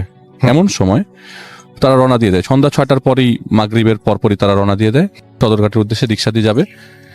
তো রিক্সা দিয়ে যাওয়ার পথে পথিমধ্যে হঠাৎ করে খবর আসে এরকম যে, তখন আসলে মোবাইল ফোন ছিল না আর কি। তো হঠাৎ করে খবর আসে যে তাকে হলে ব্যাক করতে হবে। হলে তার জন্য ফোন এসছে, সামহাও একজন নক করে ফেলে তাকে। তো সে আবার হলে ব্যাক করে তার ফ্রেন্ডকে নিয়ে। হলে ব্যাক করার পর খবর জানতে পারে যে ওই ফ্রেন্ডের ফুপাতো বোন সহ যে একটা বাসে অ্যাক্সিডেন্ট হয়, 26 জনের মৃত্যু হয় মুখোমুখি সংঘর্ষে। এবং সেটা হচ্ছে আপনার ঢাকা ময়মনসিংহ হাইওয়েতে হয় অ্যাক্সিডেন্টটা 1999 সালে, এরকম বছরের মাঝামাঝি দিনে। তো 26 জন প্রায় একসাথে মারা যায় এবং ওনার ফুপাতো বোনের 2টা সন্তান ছিল, 2টা সন্তান সহ মারা যায়। তো আমার যে বড় ভাই পরিচিত, তার তো আর ওনাদের সাথে পরিচয় নাই।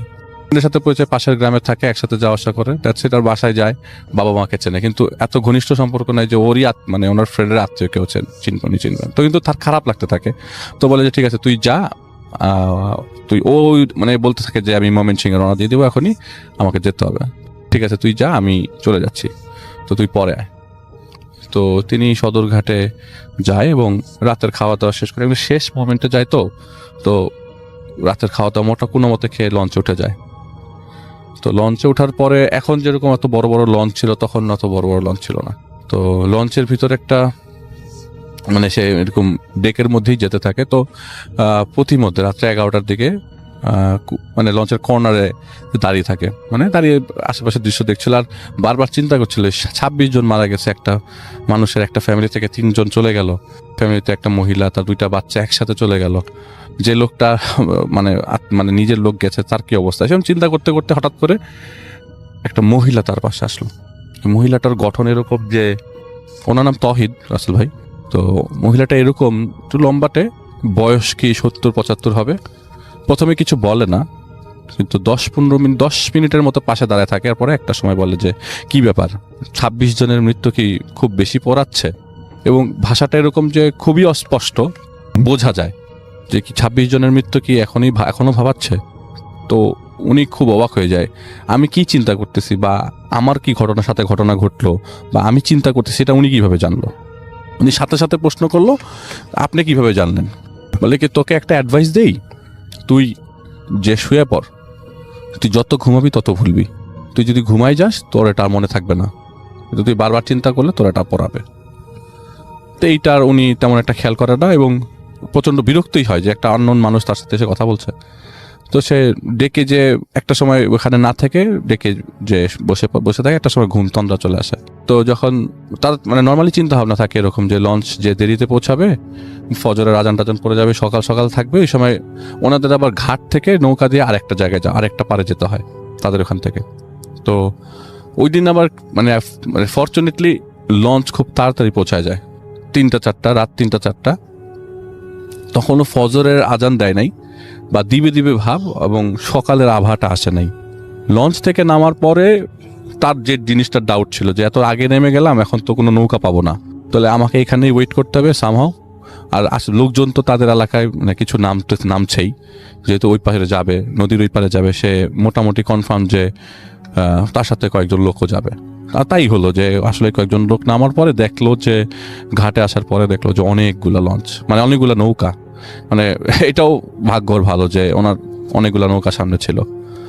একটা নৌকা, এতগুলা নৌকা থাকা সত্ত্বেও সবাই একটার দিকেই যাচ্ছে। তো উনি উঠে গেল, একটার মধ্যে উঠে গেল, ওনার রাস্তার মানে নদীর ওই পারে নিয়ে যাবে।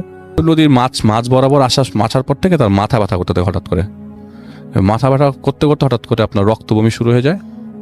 নদীর মাঝখানে রাসেল ভাই রাত্রেবেলা রক্ত বমি হচ্ছে, নাক দিয়ে রক্ত পড়ছে। আলো বলতে শুধুমাত্র টর্চ, ব্যাগ থেকে টর্চ বের করে দেখছে রক্ত।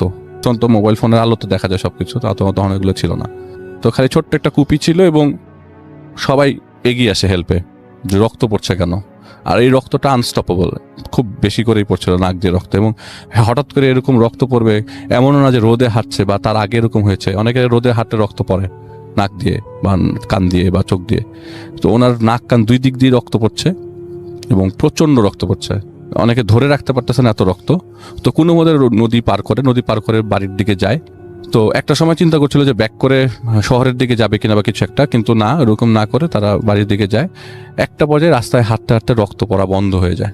তো তার ওই যে মাথা ব্যথাটা কন্টিনিউয়াসলি হতে থাকে, হঠাৎ করে রাস্তার মধ্যে বসে পড়ে, আর মুভ করতে পারে না। এবং ভাগ্য ভালো ওই সময় ওই যে একটা লোক তার সাথে ছিল, সে তাকে বাড়ি পর্যন্ত পৌঁছে দেয়। তো মোটামুটি সে ওই দিনটা পার করে। দিনটা পার করার কারণে মানে কোনো মতে পার করে যায়, কিন্তু তার মনেতে থাকে ওই মহিলার কথাটা বারবার, যে যিনি তাকে তার মনের কথাটা বুঝে গেছিল। তো বাড়িতে যেদিন পৌঁছায় তার পরের দিন থেকে তিনি তার রুমের মধ্যে থেকে হঠাৎ করে বাইরের মধ্যে ওই মহিলার আভা দেখতে পায়। তার প্ল্যান ছিল 2-3 দিন থাকার, তার এরকম মনেতে থাকে যে না, ঢাকায় চলে যাব, আর ভালো লাগতেছে না এখানে। তো তার মা খুব জোরাজোরি করে, না তুমি থেকে যাও, ছুটিতে আসছো, 5-7 দিন থাকো, তারপরে যাও।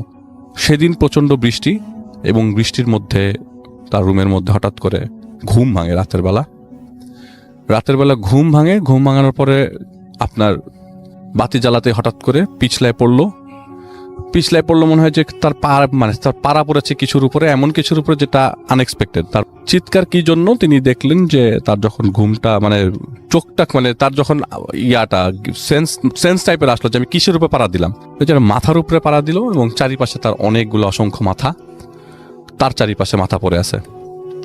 তিনি এক চিৎকার দিল, আম্মা আমার রুমে আসো তাড়াতাড়ি। তখন রাতে 1-1:30 বাজে।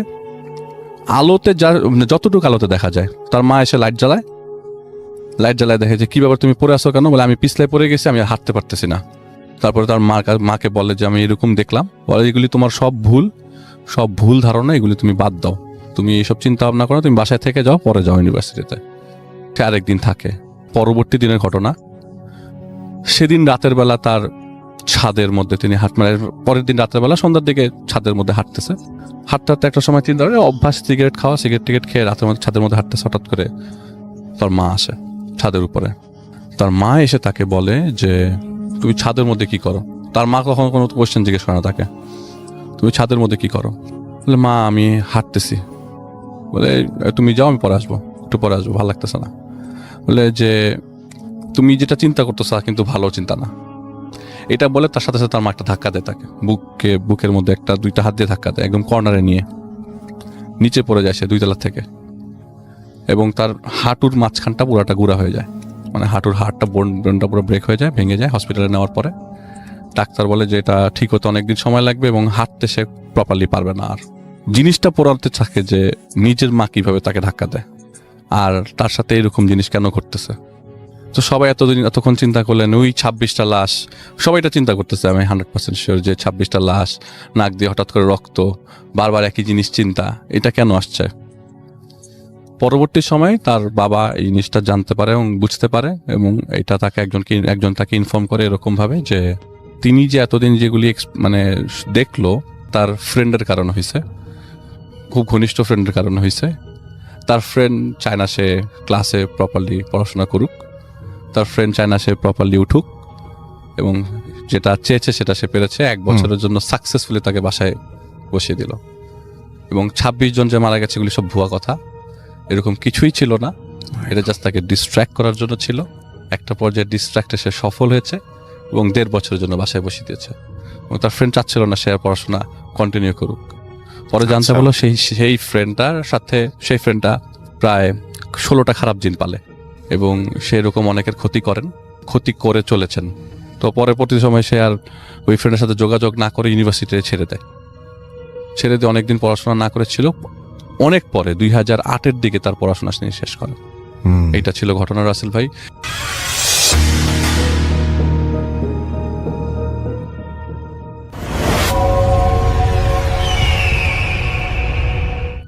ঘটনাটা ঘটে আসামের প্রত্যন্ত একটা গ্রামে, মরিগাঁও জেলার মায়ং গ্রামে। বলা বাহুল্য এই গ্রামকে আমাদের দেশের কালো জাদু আর তন্ত্র সাধনার আঁতুর ঘর বলা যায়। Black magic capital of India নামে এই জায়গাটি পরিচিত। আমি যে সময়ের কথা বলছি সেটা 1967 সাল। তখন সেখানে কালো জাদুর চলন বেশ ভালো ছিল। শোনা যায় যে এই কালো জাদু এতটাই শক্তিশালী হতো যে একটা মানুষকে পুরোপুরি নিঃস্ব করে দেওয়া থেকে শুরু করে একটা মানুষকে জন্তুতে পরিণত করে দেওয়া পর্যন্ত যেত। এই ঘটনাটা আমি একটু গল্পের মতন করে লিখলাম যাতে শুনতে ভালো লাগে। আমার দাদু হেমচন্দ্র বরাবরই কলকাতার ভবানীপুরের বাসিন্দা। তাদের একটা বিশেষ পারিবারিক ব্যবসা ছিল। সোনা গলানোর জন্য যে কেমিক্যাল লাগে সেটার অত্যন্ত লাভজনক ব্যবসা, এবং এমন ব্যবসায়ী ভারতবর্ষে খুব কম।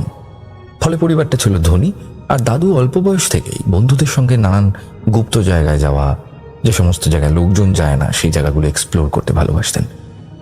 সেই শখ থেকেই একবার তাঁরা ঠিক করলেন আসামের মায়ং গ্রামে যাবেন। দাদু গেছিলেন 3 বন্ধু মিলে, বাকিদের এখানে আসার সাহস কুলোয়নি। দাদুর সবচেয়ে প্রিয় বন্ধু বসন্ত, আর তাদের মধ্যে একমাত্র যে কলেজের 2nd ইয়ারে পড়ছে সে হলো অজিত। তাদের থাকার জায়গাটা ছিল গুহার মতো স্ট্রাকচারের একটা 1 তলা ছোট বাড়ি, একটা হোমস্টে। গ্রাম থেকে বেশ খানিকটা গভীরে, ঘন জঙ্গলের ভিতর, এবং সেখানে মানুষ খুব একটা যেত না। হোমস্টের আশপাশের বর্ণনাটা দিয়ে রাখা খুব দরকার, কারণ এটা নিয়ে পরে অনেক কথা আছে। হোমস্টে ঠিক ডান দিকে খানিকটা গেলে একটা পুরনো বেদির মতো জায়গা দেখা যায়। সেখানে কালো জাদু আর তন্ত্রবিদ্যার নানান প্রাচীন জিনিসপত্র ছড়ানো। বোঝা যায় যে এই গুহা জাতীয় জায়গায় আগে এসবের প্রচলন ছিল। হোমস্টের বাঁ দিক দিয়ে জঙ্গলের ভিতর দিয়ে অনেকটা দূরে গেলে একটা বিশাল বট গাছের উল্টো দিকে একটা ছোট্ট গুহা সংলগ্ন কুঁড়ে ঘর চোখে পড়ে। সেই কুঁড়ে ঘরে থাকেন একজন পুরোহিত। গ্রামের বেশিরভাগ লোকই তাঁকে চেনে না। শোনা যায় তিনি আসামের পুরনো নিবাসী নন। এই পুরোহিতকে নিয়ে নানান ভূত প্রেতের গল্পও গ্রামে চালু আছে। গ্রামে ঢোকার সময় গ্রামবাসীদের মুখে তারা এসব কথা শোনেন। প্রথম রাতে খেতে বসে এসব নিয়ে আলোচনা চলছিল তাদের। কেউই অবশ্য সেই পুরোহিতকে সচক্ষে দেখেননি এখনো। সত্যি বলতে এসে থেকেই অজিতের জায়গাটা ভালো লাগছিল না। কিরকম একটা নিঝুম শান্ত পরিবেশ। অজিতের ভয় দেখে বাকি 2 জন হেসে অস্থির। এমন সময় বসন্ত একটা মন্তব্য করে বসে, এতই যদি ভয় তবে ঘুরতে এলি কেন? কোনো ভূত প্রেত আসবে না। আর এমন জায়গায় এসে জঙ্গলের মাঝখানে না থাকলে হয় নাকি? ক্যামেরায় ছবি তুলবো, ঘুরবো সারাদিন। আর শোন, বেশি কথা বললে না কোনো একটা তান্ত্রিকের কাছে বসিয়ে দিয়ে আসবো, কেমন? এই বলে বসন্ত হেসে ফেলে। নামের সঙ্গে সঙ্গে তার রূপও ঝকমকে, মাঝামাঝি গায়ের রং, সেই সময়ের বলিউড নায়কদের মতন চুল, লম্বা চওড়া চেহারা। স্বভাবের দোষ বলতে ওই অতিরিক্ত মদ্যপান আর ধনী পরিবারের একমাত্র ছেলে হওয়ায় বিলাসবহুল জীবন। তার জন্য নাকি তখন যুবতী মেয়েরা প্রায় পাগল ছিল, কিন্তু মেয়েদের প্রতি বসন্তের বিশেষ কোনো ঝোঁক ছিল না। ভাবে ভাবে কথা বলার ভঙ্গিতে একটা নায়ক সুলভ ভাব ছিল তার। সেই রাতে সবাই ঘুমিয়ে পড়ার পর হোমস্টের সামনের জঙ্গল থেকে পাতার খসখসানি শব্দ ক্রমাগত আসতে থাকে। বড্ড বিরক্তিকর সেই শব্দ, যেন কোনো হিংস্র জন্তু কিছু একটা ছিঁড়ে ছিঁড়ে খাচ্ছে। মাঝে মাঝে একটা গোঙানির আওয়াজও পাওয়া যায়। তারা ধরে নেয় বাইরে নিশ্চয়ই কোনো পশু নিজের কাজে ব্যস্ত, তাই কেউই বিশেষ একটা পাত্তা দেয় না। এই উপদ্রব পরের আরো দুটো রাতেও হয়, আর আওয়াজটা এতটাই বিরক্তিকর যে বারবার তাদের ঘুম ভেঙে যাচ্ছিল। তৃতীয় রাতের কথা, সেদিন বসন্ত অতিরিক্ত মদ্যপান করেছিল। ভেতর থেকে দাদু আর অজিত তাকে ডেকে ডেকে ক্লান্ত হয়ে নিজেরাই ঘুমিয়ে পড়ে। রাত তখন প্রায় 1টা। আবার সেই পশুর খসখসানি শব্দ। বসন্ত দেখা শিখেছে যে এত রাতে রোজ রোজ জ্বালিয়ে গেল, এই বলে টর্চ হাতে বেরিয়ে পড়ে। আসলে ব্যাপারটা ছিল এই যে সেই রাতে এরকম একটা বিপজ্জনক জায়গায় বসন্তর বাইরে একা থাকাটাই সেদিন হয়ে উঠেছিল তার জীবনের সবচেয়ে বড় কাল। তার উপর সে ছিল মত্ত। কথাটা পরে দাদুকে বসন্ত নিজেই আক্ষেপ করে বলেছিল। ঘন জঙ্গলের ঘুটঘুটে অন্ধকার, মাঝে মাঝে জোনাকির ফিকে আলো, আকাশে চাঁদ উঠেছে। চাঁদের আলোয় দূর থেকে বসন্ত দেখতে পেল বেশ অদ্ভুত এক ধরনের পশু সেখানে ঘোরাঘুরি করছে।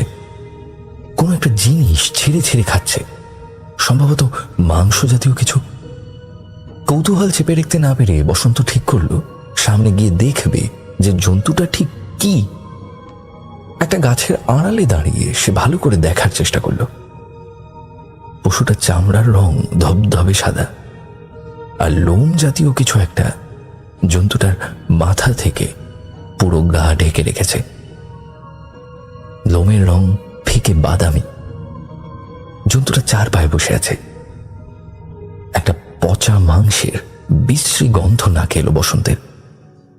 কৌতূহলবশত বসন্ত সেই লোম জাতীয় জিনিসটায় একটুখানি হাত দেয়, আর ঠিক সেই মুহূর্তে প্রাণীটা পিছনে ফিরে তাকায়। বসন্তের পায়ের তলা থেকে যেন মাটি সরে গেল। এটা কোনো প্রাণী নয়, সম্ভবত 11-12 বছরের একটা মেয়ে, কিন্তু পুরোপুরি বিবস্ত্র, আর আচার আচরণ একটা বন্য প্রাণীর মতো। মেয়েটার দুপাশে দিয়ে দুটো লম্বা দাঁত বেরিয়ে আছে, তাদের রক্ত আর ছেঁড়া মাংসটা লেগে আছে। চোখের মধ্যে একটা হিংস্র ভাব, সারা গায়ে মাটি আর ময়লার প্রলেপ মাখানো, চুলগুলো যেন জটা পাকিয়ে গেছে। বসন্তকে দেখে মেয়েটা আরো জোরে গর্জাতে শুরু করলো, ঠিক যেমন কোনো প্রাণী মানুষ দেখলে ভয় পায়।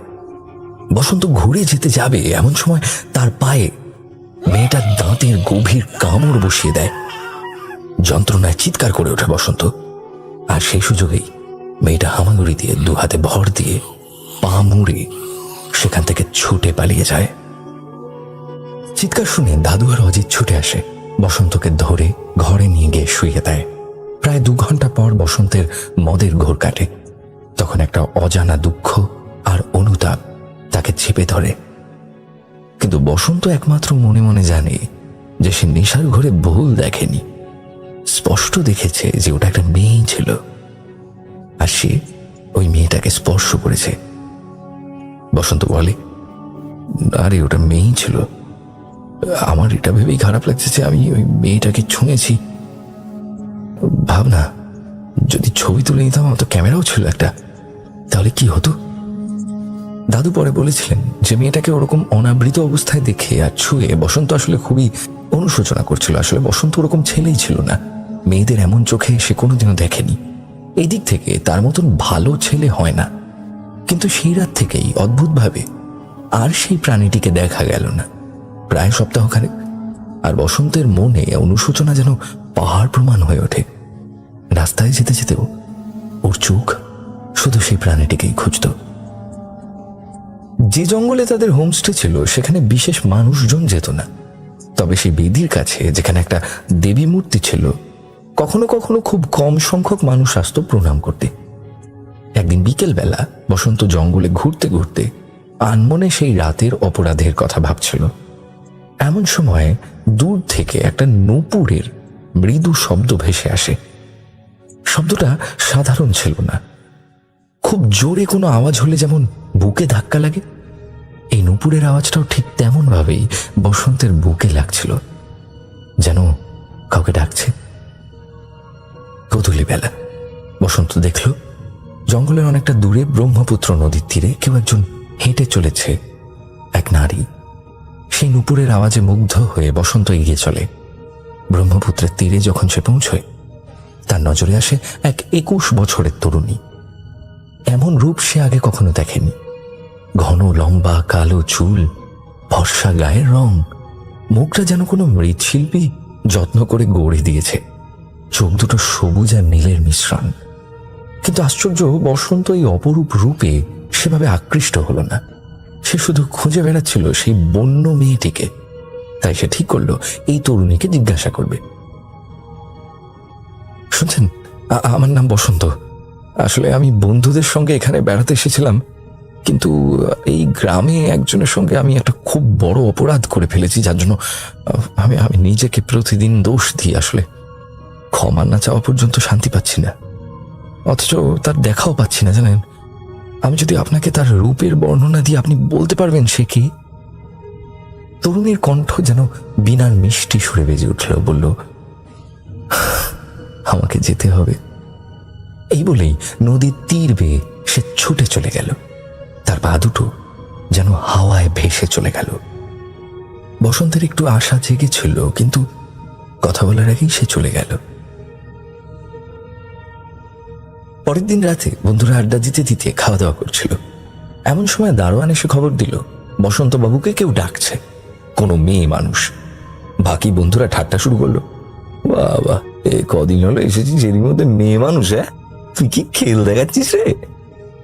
বাইরে বেরিয়ে বসন্ত দেখলো সেই মেয়ে ব্রহ্মপুত্রের তীরে যার সঙ্গে দেখা হয়েছিল। মেয়েটি বলল, সেদিন একটু তাড়া ছিল বলে আপনার সঙ্গে কথা বলতে পারিনি। কার কথা যেন জিজ্ঞাসা করবেন বলছিলেন? এক এক করে সেই রাতের সমস্ত কথা বসন্ত মেয়েটাকে বলল যে এই কাজ সে নেশাগ্রস্ত অবস্থায় করেছে, জ্ঞানও তো কোনোদিনও এমন কাজ করতে পারে না। বলল, বিশ্বাস করুন, আমি না সত্যি অনুতপ্ত।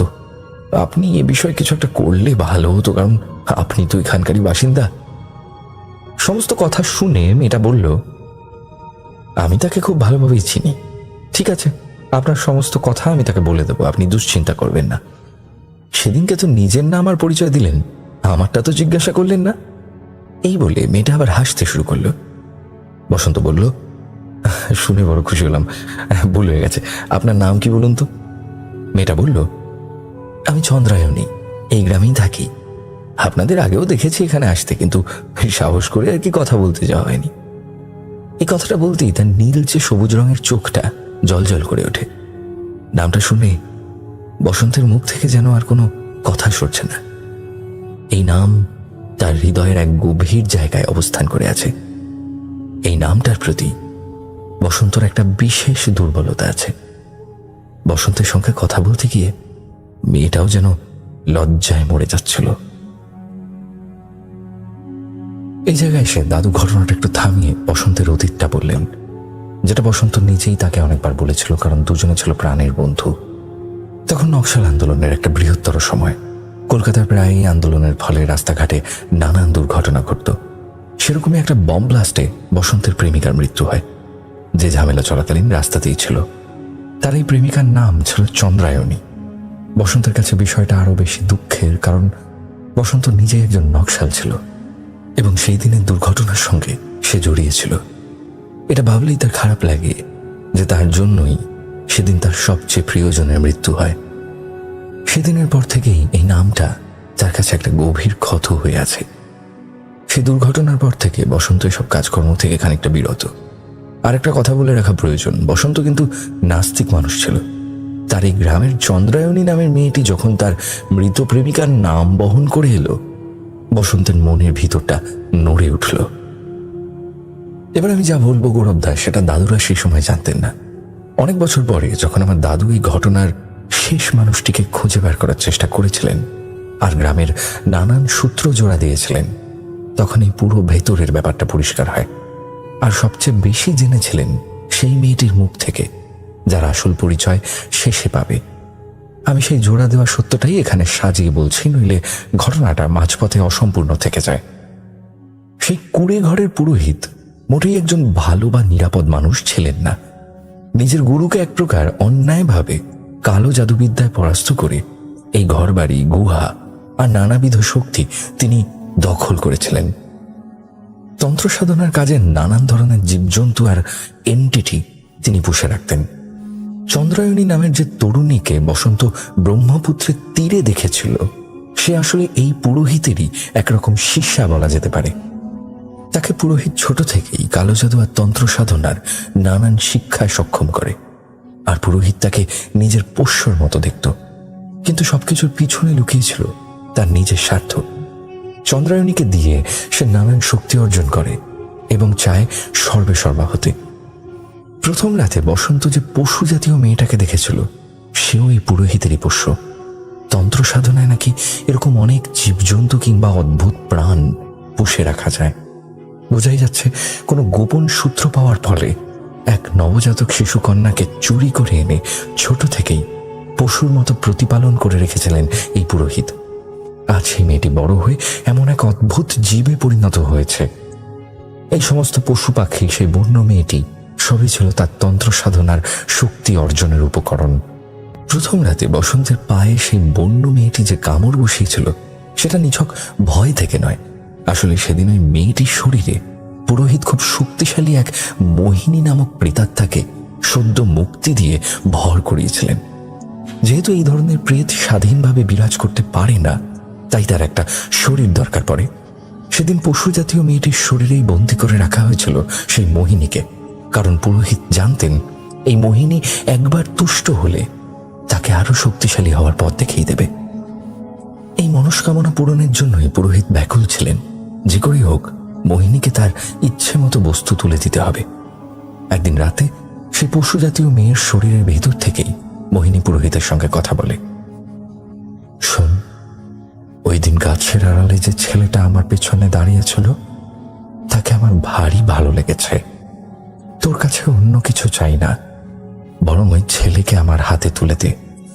একবার যদি আমি ওকে নিজের কাছে পেয়ে যাই, তাহলে তোকে এমন জায়গায় পৌঁছে দেব যে এই প্রেতেদের জগতে তুই অমরত্ব লাভ করতে পারবি। পাশে দাঁড়িয়ে সমস্ত কথা শুনছিল চন্দ্রায়ণী। যদিও এতদিন পুরোহিতের সমস্ত ক্রিয়াকর্মে সে অংশ নিয়েছে, কিন্তু আজ যেন তার মনটা সায় দিচ্ছিল না। কয়েকটা কথাতেই বুঝেছিল যে ওই বসন্ত নামের ছেলেটির কথা হচ্ছে, যে ছেলেটা মোটেই খারাপ নয়। পুরোহিত মোহিনীকে বলে, মোহিনী, তুমি যা বলবে তাই হবে। যদি ওই ছেলেকে পেলে তুমি আমাকে এত বড় বরদান করতে পারো, তবে আমি নিশ্চয়ই তার ব্যবস্থা করব। সেদিন যে কামড় বসিয়েছিলে, তোমার দাঁতে লেগে থাকা বসন্তের সেই রক্ত থেকেই আমি ওর সমস্ত দুর্বলতা ধরে ফেলেছি। এখন সেই দিক দিয়েই ওকে বশ করে আনতে পারলে আমাদের কাজ শেষ। পুরোহিত এবার চন্দ্রায়ণীকে উদ্দেশ্য করে বলে, মোহিনী, তুমি চন্দ্রায়ণীর মধ্যে দিয়েই বসন্তকে বশ করার কাজে লেগে পড়ো, কারণ ওর রূপ আছে। তবে চেষ্টা করো বসন্তের দুর্বলতাটাকে কাজে লাগাবার। চন্দ্রায়ণী আর কিছু বলল না, সোজা নিজের ঘরে ঢুকে গেল। তার ঘরটা একটু অন্যরকম, খানিকটা খাঁচার মতো। আয়নার দিকে তাকিয়ে সে কিছুক্ষণ দাঁড়িয়ে রইল। আজকে তার মন কিছুতেই সায় দিচ্ছিল না কাজ করতে। এখানে চন্দ্রায়ণীর নিজের একটা যন্ত্রণা ছিল। তার জন্মের পরেই তার হাতে আর পায়ে কালো একরকম মূল্যবান পাথর দিয়ে সুন্দর হাড় পরিয়ে রাখা হয়েছিল, যেটা লোকচক্ষে গয়না হলেও আসলে একরকমের মন্ত্রপুত শিকল। অর্থাৎ এই অভাগী মেয়েটার নিজের কুঁড়ে ঘর, গুহা, সামনে নদী আর তলার বেদি, এই চারটে জায়গা ছাড়া আর কোথাও যাওয়া নিষেধ। অন্য কোথাও যেতে চাইলেই এই শিকল তার গলায়, হাতে আর পায়ে চেপে ধরে। হাজারবার চেষ্টা করেও সে কোনোদিন এখান থেকে বেরোতে পারেনি। এদিকে বসন্তরা এসব কিছুই জানতো না। সে রাতে বন্ধুরা আড্ডা দিচ্ছে, বসন্ত বাইরে বারান্দায় দাঁড়িয়ে। হঠাৎ করে নিচের তলায় সে বেদির দিকে তার চোখ যায়। ঘন অন্ধকার, তবু হালকা জ্যোৎস্নায় বসন্ত যতটুকু দেখতে পারল বুঝলো এই গ্রামেরই চন্দ্রায়ণী পুজো দিতে এসেছে। এত রাতে এমন পুজো হয় বসন্ত তা জানতো না। নাস্তিক হওয়ায় দেবীকে কেমন দেখতে সেটাও কখনো জানতে চায়নি। চন্দ্রায়ণী তার দিকে তাকিয়ে হাতছানি দিয়ে একবার ডাকে। খুব সন্তর্পণে বসন্ত নিচে নেমে আসে। চন্দ্রায়ণী বলে, আপনারা দেখে দেখে আর বেড়াতে আসার জায়গা খুঁজে পেলেন না, শেষে এমন একটা ভুতুড়ি জায়গায় আসতে হলো। বসন্ত বলল, আমরা আসলে একটু রোমাঞ্চকর ব্যাপার পছন্দ করি আর কি। ওই সবার মতো তীর্থস্থান, পাহাড় অথবা মরুভূমি এসব আমাদের লক্ষ্য নয়। মেয়েটি বলল, তা বলে মায়াং আসতে হলো? এই জায়গাটা যে খুব বিপজ্জনক। বসন্ত জিজ্ঞাসা করে, সে না হয় বুঝলাম, কিন্তু আপনি এত রাতে এখানে কি করছেন? বিপজ্জনক যখন। মেয়েটি বলল, দেখলেন না এই পুজো দিলাম, তাই একটু প্রসাদ দিতে এসেছিলাম। দেখলাম আপনি দাঁড়িয়ে আছেন, তাই ভাবলাম ডাকি। হাতের প্রসাদটা শুকনো সাবুদানার মতো, কিছু একটা ভেজা ভেজা। একটু অবাক হলো বসন্ত। সাবুদানা প্রসাদ এই প্রথম দেখলো, তবু সম্মান দিয়ে সেদিন খেয়ে নিল। বসন্ত খেয়াল করেছিল তার হাতের আর গলার কালো পাথরের গয়নাগুলো, সেগুলো বেশ চকচক করছিল। পরের দিন সকালে সব বন্ধুরা একসঙ্গে বেড়াতে বেরোবে, এমন সময় অজিত কথা বলে ওঠে, রে কদিন বেড়াতে এসে অমনি প্রেমিকা জুটি নিলি? সেদিনকে তাহলে এই মেয়ে মানুষটার কথাই দারোয়ান বলছিল না? কালকে রাতেও তো দেখলাম তলায় বসে গল্প করছিলি। তা আমাদের সঙ্গে আলাপটাও করাবি না? অবশ্য আলাপ কেন করাবি? বসন্ত ইতস্তত হয়ে ওঠে। ও ভাবেনি কেউ এভাবে সবটা দেখে ফেলবে। বসন্তের এগুলো ভালো লাগে না। ঠিক করে যে এর পরের বার মেয়েটাকে বলে দেবে আসতে না। জেনে বুঝেই চ্যালেঞ্জ দিল অজিতকে। ও আচ্ছা, তুই খুব দেখেছিস, বল। তা বল তো কেমন দেখতে ছিল ওকে? কিন্তু এবার একটা অদ্ভুত ব্যাপার ঘটল। অজিত যে বর্ণনা দিল তার সঙ্গে বসন্তের আগের রাতে বসে থাকা সেই মেয়েটার কোনো বর্ণনাই মিলল না। অজিতের বর্ণনা অনুযায়ী আগের দিন বসন্তের সঙ্গে যে মেয়েটা বসেছিল তার বয়স ওই 21 বছরের কম তো হবে না, বরং বেশি হবে। সুন্দর করে পরা শাড়ি, নানান দীর্ঘ গয়না তার গায়ে, আর চুলটা সুন্দর করে খোপা হিসেবে বাঁধা। কিন্তু বসন্ত খুব ভালোভাবেই জানে যে কালকে চন্দ্রায়ণী কোনো মতেই এমন সাজে আসেনি। সাধারণ এক গ্রাম্য মেয়ের সাজেই এসেছিল তার কাছে। অজিত কেন এরকম বর্ণনা দিল ও বুঝতে পারল না। তবে একটা জিনিস মানতে হবে, প্রথম দিন চন্দ্রায়ণীর সঙ্গে যেভাবে বসন্ত কথা বলেছিল সেই চন্দ্রায়ণীকে আগের দিন রাতে মোটেই সেরকম লাগেনি। একটা মায়াবী ভাব লক্ষ্য করা যাচ্ছিল তার মধ্যে। পরের দিন রাত চন্দ্রায়ণী জানে যে আজ রাতে তার মধ্যে দিয়ে মোহিনী আবার বসন্তকে বশ করার প্রক্রিয়া চালাবে। কিন্তু একটা অন্যরকম অনুভূতি হচ্ছে চন্দ্রায়ণীর মধ্যে। সোজা কথায় বসন্তকে তার ভালো লাগছে। সে কোনোভাবেই চায় না বসন্তের ক্ষতি হোক। তাই আজকের রাতে সে ঠিক করে মোহিনী তাকে ভর করার আগেই সে গিয়ে বসন্তকে সতর্ক করে আসবে। রাত তখন প্রায় 11:30। চন্দ্রায়ণী চুপি চুপি বেদির কাছে এসে দাঁড়ায়।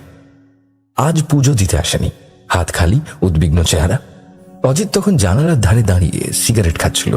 চন্দ্রায়ণীকে দেখে সেই বসন্তকে ডাক দেয়।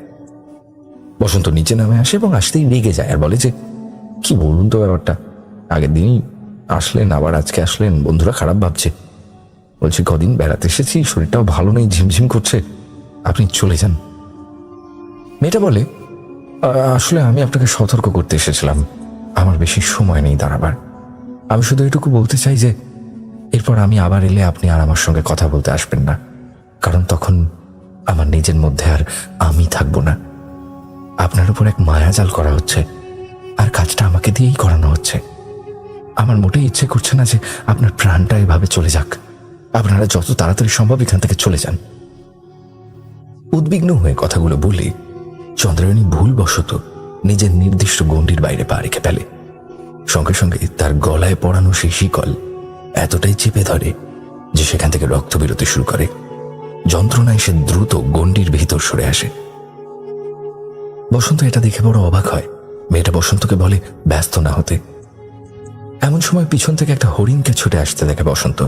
সে একটু খুশি হয়, হরিণটাকে আদর করতে এগোয়, কিন্তু চন্দ্রায়ণী দূর থেকেই সেই হরিণটাকে দেখে নিজেকে লুকিয়ে ফেলার চেষ্টা করে।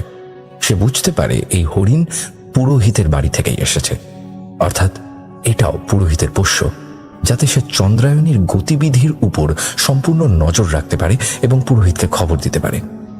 দুর্ভাগ্যবশত বসন্ত চন্দ্রায়ণীর কোনো কথাই কানে নেয় না। উপরে এসে বাকি দুজনকে বলে যে মেয়েটার মাথা ব্যথা ঠিক আছে বলে মনে হয় না। নিজেই বলছে আমি ডাকতে এলে আপনি নামবেন না। কি যে বলে, উল্টো পাল্টা সব কথা বলে গেল। বললো আমার উপর নাকি কি সব মায়াজাল ঠায়াজাল করা হয়েছে। দাদুরা ততদিনে লক্ষ্য করেছিল যে বসন্তের মন খুব একটা তাদের দিকে নেই, কেমন যেন ঘোরালো হয়ে আছে। একদিন দাদু আর অজিত ঠিক করে রাত বিরেতে চন্দ্রায়ণী যে বেদিতে রোজ পুজো দেয় বলে বসন্ত দাবি করে, সেই দেবী মূর্তিটা একবার ভালো করে দেখে আসবে। এবার দুজনে গিয়ে তো রীতিমতো অবাক। এমন দেবী মূর্তি তারা এর আগে কখনো দেখেনি।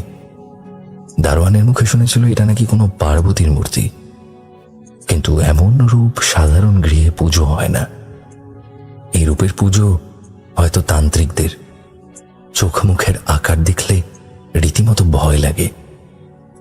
মূর্তিটার পা পর্যন্ত একটা লম্বা জিভ, চোখগুলো টকটকে লাল, জটার একটা পেঁচানো স্পাইরাল শেপ, কোমরটা ঢেউ খেলানো, দুটো হাত কোমরের উপর বসানো, আর আরো দুটো হাত দিয়ে দেখানো হচ্ছে যে হৃদয়ের উপর ছুরি বসানো। পরনে লাল শাড়ি, আর প্রসাদ হিসেবে যা দেওয়া হয়েছে সেগুলো দেখে খাদ্য বলে মনে হয় না। ভাঙা চিরুনি, টুকরো করা কাঁচ, কাকের পালক, হাড়ের গুঁড়ো, সাপের খোলস আর বাদুড়ের পাখনা। পাশে ছোট্ট একটা পাথরের বাটিতে গুঁড়ো করা অন্য কিছু একটার সঙ্গে কিছু সাবুদানাও রয়েছে। এই সাবুদানাই তাহলে বসন্ত প্রসাদ হিসেবে খেয়েছিল। দাদুর মনটা কু ডাকল। সেদিন দুপুরে বসন্ত যখন একটু বিশ্রাম নিচ্ছিল, দাদু আর অজিত ঠিক করলো এই রহস্যময় মেয়েটার ব্যাপারে খোঁজ নেবে। কারণ বসন্তের ব্যবহার খুব একটা ঠিক লাগছিল না। বসন্ত দাদুদের সঙ্গে খুব একটা বেশি কথা বলছিল না, সবসময় কিছু একটা ভাবনার মধ্যেই থাকতো। এই ট্রিপটার মধ্যে বসন্তের যেন আর কোনো উপস্থিতি নেই। দারোয়ানের কাছে জানতে পারলো এই মেয়েটা পুরোহিতের কুঁড়ে ঘরে থাকে। বিলম্ব না করে তারা চলে যায়। কুঁড়ে ঘরের সামনে গিয়ে তারা বেশ অবাক। মাটিতে একটা অজানা আকারের ছক কাটা, আর সেই ছকের মাঝখানে প্রদীপ। অনেক পশু পাখি বাঁধা রয়েছে আশেপাশে, সবাই পোষ্য। কুঁড়ে ঘরে দুবার ডাকতে পিছন থেকে একটা মেয়ে সাড়া দেয়, সামনে এসে দাঁড়ায়। এই হলো সেই চন্দ্রায়ণী। বলল, আপনাদের তো ঠিক চিনলাম না, আপনারা কারা, কাকে চাই? দাদু বলল, আমাদের তুমি না চিনলেও আমরা তোমাকে চিনি। তোমার নাম চন্দ্রায়ণী, তাই তো? এই পুরোহিতেরই কেউ হও। তোমাকে আমরা আমাদের বন্ধু বসন্তের সঙ্গে কথা বলতে দেখেছি, আমরা তারই বন্ধু আর কি। তবে একটা কথা বলবো যে তুমি যদি কোনো মোহ বা মায়াজাল করার চেষ্টা করো সেটা করো না, কারণ আমাদের বন্ধুর সঙ্গে আশা করি তোমার কোনো শত্রুতা নেই। মেয়েটা একটু থেমে গিয়ে বলল, এসছেনই যখন তাহলে শুনুন, আমার নাম আসলে চন্দ্রায়ণী নয়, আমার নাম আসলে মায়া। আপনাদের বন্ধুকে বশীভূত করবো বলে আমার নাম আপনাদের বন্ধুর মৃত প্রেমিকার নামে তার কাছে বলা হয়েছে। আর আমি নিজেও স্বেচ্ছায় সবকিছু করছি না। আপনাদের বন্ধুর কোনো ক্ষতি হোক সেটা আমি চাইও না। আমার তাকে ভারী ভালো লাগে, কিন্তু ঘরের বাইরে আছি বলে বলতে পারছি, এই যে পশুগুলো দেখছেন এরা সব বোঝে। এদের সামনে আমি যদি সবটা বলি তাহলে আমারও সর্বনাশ। আপনারা ওকে এখান থেকে নিয়ে যাওয়ার ব্যবস্থা করুন। দাদু খেয়াল করলেন বসন্তের চলে যাওয়ার কথা যতবার মায়া বলছে ততবার যেন তার কাছ থেকে একটা প্রিয় জিনিস চলে যাচ্ছে, এমন কষ্ট তার মুখে ফুটে উঠছে। মায়ারও যে ইচ্ছে করে বাকি মেয়েগুলোর মতো সংসার করতে, ভালোবাসার কাউকে পেতে, সেটা দাদু সেদিনই আজ করেছিলেন। এদিকে বসন্ত ততদিনে মোহিনীর দ্বারা বশীভূত হয়ে গেছে। সে শুধুই এখন স্বপ্ন পায়, একরকম স্লিপ প্যারালাইসিসের মতো। কখনো স্বপ্ন পায় গভীর জঙ্গলে তাকে ঘিরে বন্ধ করে রাখা হয়েছে, শ্বাস বন্ধ হয়ে আসছে। কখনো স্বপ্ন দেখে জঙ্গলের পথে হাঁটতে হাঁটতে তার হাত, পা আর শরীরের অন্যান্য অঙ্গগুলো আস্তে আস্তে পেঁচিয়ে অন্য এক প্রাণীতে পরিণত হচ্ছে। আবার কখনো দেখে আয়নায় নিজের প্রতিবিম্ব নিজের হৃদয় থেকে বুক বের করে আনছে, ঠিক যেমন সেই বটতলার দেবী মূর্তি। এই সমস্ত স্বপ্নের মধ্যে কিন্তু তার প্রেমিকা চন্দ্রায়ণী ঠিকই থাকে। মোহিনীর এমনই চাল, বসন্তকে এমন বশ করে যে এখন বসন্তের মনে প্রাণে একটা উন্মাদনা জেগে উঠেছে তাকে কাছে পাওয়ার। আমি আগেই বলেছি গৌরবদা, বসন্তকে এই অবস্থায় দেখে দাদুরা প্রাণপণে চেষ্টা করেছিলেন তাকে এখান থেকে নিয়ে যেতে। দাদু ঠিক করলো বসন্তকে চেপে ধরে সমস্ত কথা জিজ্ঞাসা করবে, কিন্তু বসন্তের যেন কোনো ইচ্ছাই নেই এখান থেকে যাওয়ার। দাদু বলল যে, বসন্ত, তুই যেদিন আমাদের ওই মেয়েটার নাম বলেছিলিস, আমরা গ্রামের কিছু বাসিন্দার থেকে খোঁজ নেওয়ার চেষ্টা করেছিলাম, কিন্তু চন্দ্রায়ণী নামে তো কোনো মেয়েই গ্রামে নেই। আর ওই যে দেবী মূর্তিটা, ওটাকে কেউ সেভাবে পুজো করে না, অথচ তুই বলছিস ওই মেয়েটা নাকি রোজ পুজো করে। ব্যাপারটা একটু অদ্ভুত না? কিন্তু বসন্ত কোনো কথা শোনে না। দাদু কিন্তু ওই মেয়েটির সঙ্গে দেখা করার কোনো বিষয় বসন্তকে বলে না। হেমচন্দ্র শেষে দৃঢ়ভাবে বলে, আর কোনো কথা আমি শুনছি না, কালকেই আমরা রওনা হব। রেলের একটু ঝামেলার জন্য আজ টিকিট পাওয়া যাচ্ছে না, নইলে আজই বেরিয়ে যেতাম। আর তুই শোন, তুই আজ রাত থেকে রাত্রিবেলা একা নিচে নামবি না। মায়াগ্রামে তাদের শেষ রাত। রাত তখন কত ঠিক মনে নেই। বাকি দুজন ঘুমিয়ে পড়েছে, বসন্ত প্রায় আচ্ছন্ন। এমন সময় আবার সেই পুরনো ঈগলের ডাকের মতো একটা মিষ্টি কণ্ঠস্বর তাকে নিচে ডেকে নেয়। আওয়াজটা শোনা মাত্রই বসন্তের বুকে যেন লাউড স্পিকার বাজে। নিচে গিয়ে এক অবিশ্বাস্য দৃশ্য দেখল বসন্ত। এই যে তার জীবনের প্রেম চন্দ্রায়ণী, তার প্রেমিকা। রাতের আধারে চাঁদের আলোতে চন্দ্রায়ণীকে দেখতে লাগছে ঠিক সেদিন অজিত যেমন বর্ণনা দিয়েছিল তেমন। ঝলমলে রঙের একটা শাড়ি, এলো করে পরা, একাধিক গয়না, খোপা করে চুলটা বাঁধা, ঠিক যেমন তার মৃত প্রেমিকা চন্দ্রায়ণী সাজতে ভালোবাসত যখন সে জীবিত ছিল। চন্দ্রায়ণী বসন্তকে বলে, তুমি আমাকে উপেক্ষা করছিলে? জানো না বসন্ত, আজকে কতদিন পর আমাদের দেখা। তুমি আমার কাছে আসতে চাইছো না? আমি কি করেছিলাম বলো, বলো, বলো আমায়, তুমি কি আসবে না আমার কাছে? আমারও যে শান্তি নেই বসন্ত তোমাকে ছাড়া। তোমাকে আমি নিজের কাছে পেতে চাই আবার, তবে এবার চিরদিনের মতো। কণ্ঠস্বরটাও তার মৃত প্রেমিকারই। নিজের কানকে আর চোখকে বিশ্বাস করতে পারছিল না বসন্ত। ধীরে ধীরে সে এগিয়ে এসে বসন্তের চোখের উপর একবার হাত বোলায়, তারপর হাতটা বসন্তের বুকের উপর রাখে। বুকে হাতটা রাখা মাত্র বসন্তের বুকটা খুব জোরে ব্যথা করে ওঠে, মাথাটা বন বন করে ঘুরে যায়। চন্দ্রায়ণী তারপর হাতটা বসন্তের গলার নলির উপর রাখে, আঙুলটা দু একবার নাচিয়ে ছোঁয়ায়। বসন্ত মুহূর্তে বলে ওঠে, গুহায় চলো। তার ঠোঁট তখন নীলচে সবুজ হয়ে গেছে। বসন্ত এখন আর নিজের মধ্যে নেই। দুজনে গুহার ভেতরে ঢোকে। মাকড়সার জালে ভর্তি চারিদিক। বিষাক্ত কিছু মাকড়সা ঘোরাঘুরি করছে, অতি প্রাচীনকালে ব্যবহৃত কিছু তন্ত্র সাধনার জিনিস। গুহার দেওয়াল ভর্তি নানা রকম চিহ্ন, কালো জাদু, তন্ত্র সাধনা কিংবা আসামে কিছু আদিবাসী সম্প্রদায়ের পুজোর টোটেম। সেগুলোর দিকে তাকাতেই একটা সবুজ আলো বেরিয়ে আসতে থাকে। সবগুলোর মধ্যে থেকে যেন সেটা অ্যাক্টিভেটেড হয়ে যায়। হাওয়ায় ভেসে আসছিল একাধিক কণ্ঠস্বর, যারা মন্ত্র পড়ছে। তারপর বসন্তের চোখের সামনে সব ধোঁয়াটে। পরের দিন সকালে বসন্ত নিজেকে আবিষ্কার করে জঙ্গলের সেই গুহার সামনে। তার মনে আছে যে একটা কেউ এসেছিল। উঠে বসতে কি লক্ষ্য করে তার জামার সামনের বোতাম খোলা, বুকের উপর আর হাতে আর পায়ের উপরেও কিছু অজানা নকশা করা। সবুজ এক ধরনের রঙিন পদার্থ দিয়ে সেই নকশাগুলো তার শরীরে করা হয়েছে। এখনো তাজা, তার শরীরে অসহ্য যন্ত্রণা করছে, একেবারে গভীর ক্ষতর মতো। সে তাড়াতাড়ি হোমস্টেতে ঢুকে যায়। দরজা খুলে দিয়েছিল দারোয়ান। ঘরে গিয়ে আয়নায় নিজেকে দেখে ভীত সন্ত্রস্ত হয়ে পড়ে। তার ঠোঁটের এক পাশ যেন কামড়ানো, সেখানেও একটা সবুজ আভা। সারা শরীরের ক্ষতগুলোতেও যেন সেই সবুজ আভা। সেদিন সকালে বন্ধুদের প্রত্যেকের চোখে পড়েছে যে বসন্তের অবস্থা খুবই খারাপ। হেমচন্দ্র অর্থাৎ আমার দাদু বসন্তকে আর প্রশ্ন না করে ঠিক করলো কালকের প্রথম সুযোগেই সবাইকে নিয়ে রওনা হবে। কিন্তু সেদিন দুপুরে আরও একবার দাদু আর অজিত মায়ার কুড়ে ঘরে যায়। মানে আজকে রাতেই তারা রওনা হবে আর কি, কারণ একমাত্র সেই কিছু একটা জানে। সেদিন পুরোহিত বাড়িতে ছিলেন না, মায়া একাই ছিল। সেদিনই মায়া তার নিজের ইতিহাস বলে। মায়া অজিতকে আর আমার দাদুকে নিয়ে আলাদা জায়গায় যায় এবং এই কথাগুলোই পরে আমার দাদুর কাছে এই ঘটনাটার, এই গল্পটার সমস্ত ফাঁক ভরিয়ে দেয়। মায়া বলে সে আসলে এক বিশেষ আদিবাসী সম্প্রদায়ের মেয়ে। তার পরিবারকে গ্রামে এক ঘরে করে দেওয়া হয়েছিল, কারণ তন্ত্র সাধনার নামে নানান অনৈতিক কাজকর্ম করত সেই পরিবারের লোকজন। যিনি সেই পরিবারের কর্তা ছিলেন তিনি এক তান্ত্রিকাকে দ্বিতীয় পক্ষের স্ত্রী হিসেবে বিয়ে করেছিলেন। তার প্রথম স্ত্রী মারা গিয়েছিলেন একমাত্র পুত্র সন্তান রেখে। সেই সন্তানের নাম কমল। ছোট থেকে কমল দেখে আসছিল তাদের বাড়ির সবাই কালো জাদু আর তন্ত্রবিদ্যায় পারদর্শী, কিন্তু কমল সেই বিষয়ে একেবারে আগ্রহী ছিল না। কর্মসূত্রে 23 বছর বয়সে সে বাইরে যায়, আর সেখানেই এক বিদেশিনী নারীর প্রেমে পড়ে। এই নারীর নাম ছিল এমিলি। অসম্ভব সুন্দরী, তার চোখ ছিল নীলচে সবুজ। দীর্ঘকাল প্রেমের পর কমল এমিলিকে নিয়ে নিজের ঘরে নিয়ে আসার সিদ্ধান্ত নেয়। এমিলি তখন একটা কন্যা সন্তান হয়। তাকে নিয়ে আসামের এই মায়াং গ্রামে আনা হয়।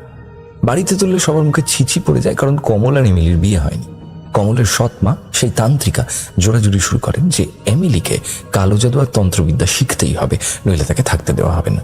কিন্তু এমিলি কোনোভাবেই রাজি হয় না, উল্টে তাদের এই বিদ্যাকে এক প্রকার অপমান করে কিছু কথা বলে। এদিকে কমল এমিলিকে এখানে রেখে কর্মসূত্রে বাইরে চলে যায়। এতে সৎ মা ভীষণভাবে ক্ষুব্ধ হন এবং তিনি ঠিক করেন যে পরিবারের মান মর্যাদা মাটিতে মিশতে দেবেন না, এবং তাতে যদি প্রাণ যায় তো যাক। যখন নরবলির সময় এলো তখন তান্ত্রিকা ঠিক করলেন যে এই এমিলিকেই বলি দেবেন, কারণ এমিলির রক্তের মাধ্যমে তার একটি তন্ত্র সাধনা সিদ্ধ হবে। চোখের পাতা ঠোঁট সব সেলাই করে তাকে বলির বেদিতে তুলে দেওয়া হলো। পড়ে রইল শুধু সেই বাচ্চাটা, এমিলির মেয়ে। সে বাচ্চাটাকে মেরে ফেলতে বারণ করলেন তাদের কুলপুরোহিত, কারণ এই বাচ্চা নাকি তার অনেক তন্ত্র সাধনার কাজে লাগতে পারে। এই পুরোহিতকেই পরবর্তীতে পরাস্ত করে তার সমস্ত শক্তি করায়ত্ত করে তার এক শিষ্য। এই শিষ্যই হলো আমাদের ঘটনার পুরোহিত। তার সম্পত্তির যথেষ্ট লোভ ছিল এবং সবার চেয়ে পারদর্শী তন্ত্রবিদ্যা ছিল তার। তাই সেই তান্ত্রিকা, সেই মা যে ছিল আর কি, যে এমিলির বলি দিয়েছিল, এই পুরোহিত তাকে ঈগলে পরিণত করে এবং কমলকে গভীর রাতে মোহ করে ডেকে নিয়ে গিয়ে পুরোপুরি উধাও করে দেয়। পরবর্তীকালে তার আর কোনো চিহ্ন মাত্র পাওয়া যায়নি। আর এমিলির সেই কন্যা, তাকে এই শিষ্যই রেখে দেয়, এই পুরোহিত রেখে দেয় সে বাচ্চাটাকে, নাম দেয় মায়া। ছোট থেকে এই কুড়ে ঘরেই এই পুরোহিতের কাছেই মায়া বড় হয়।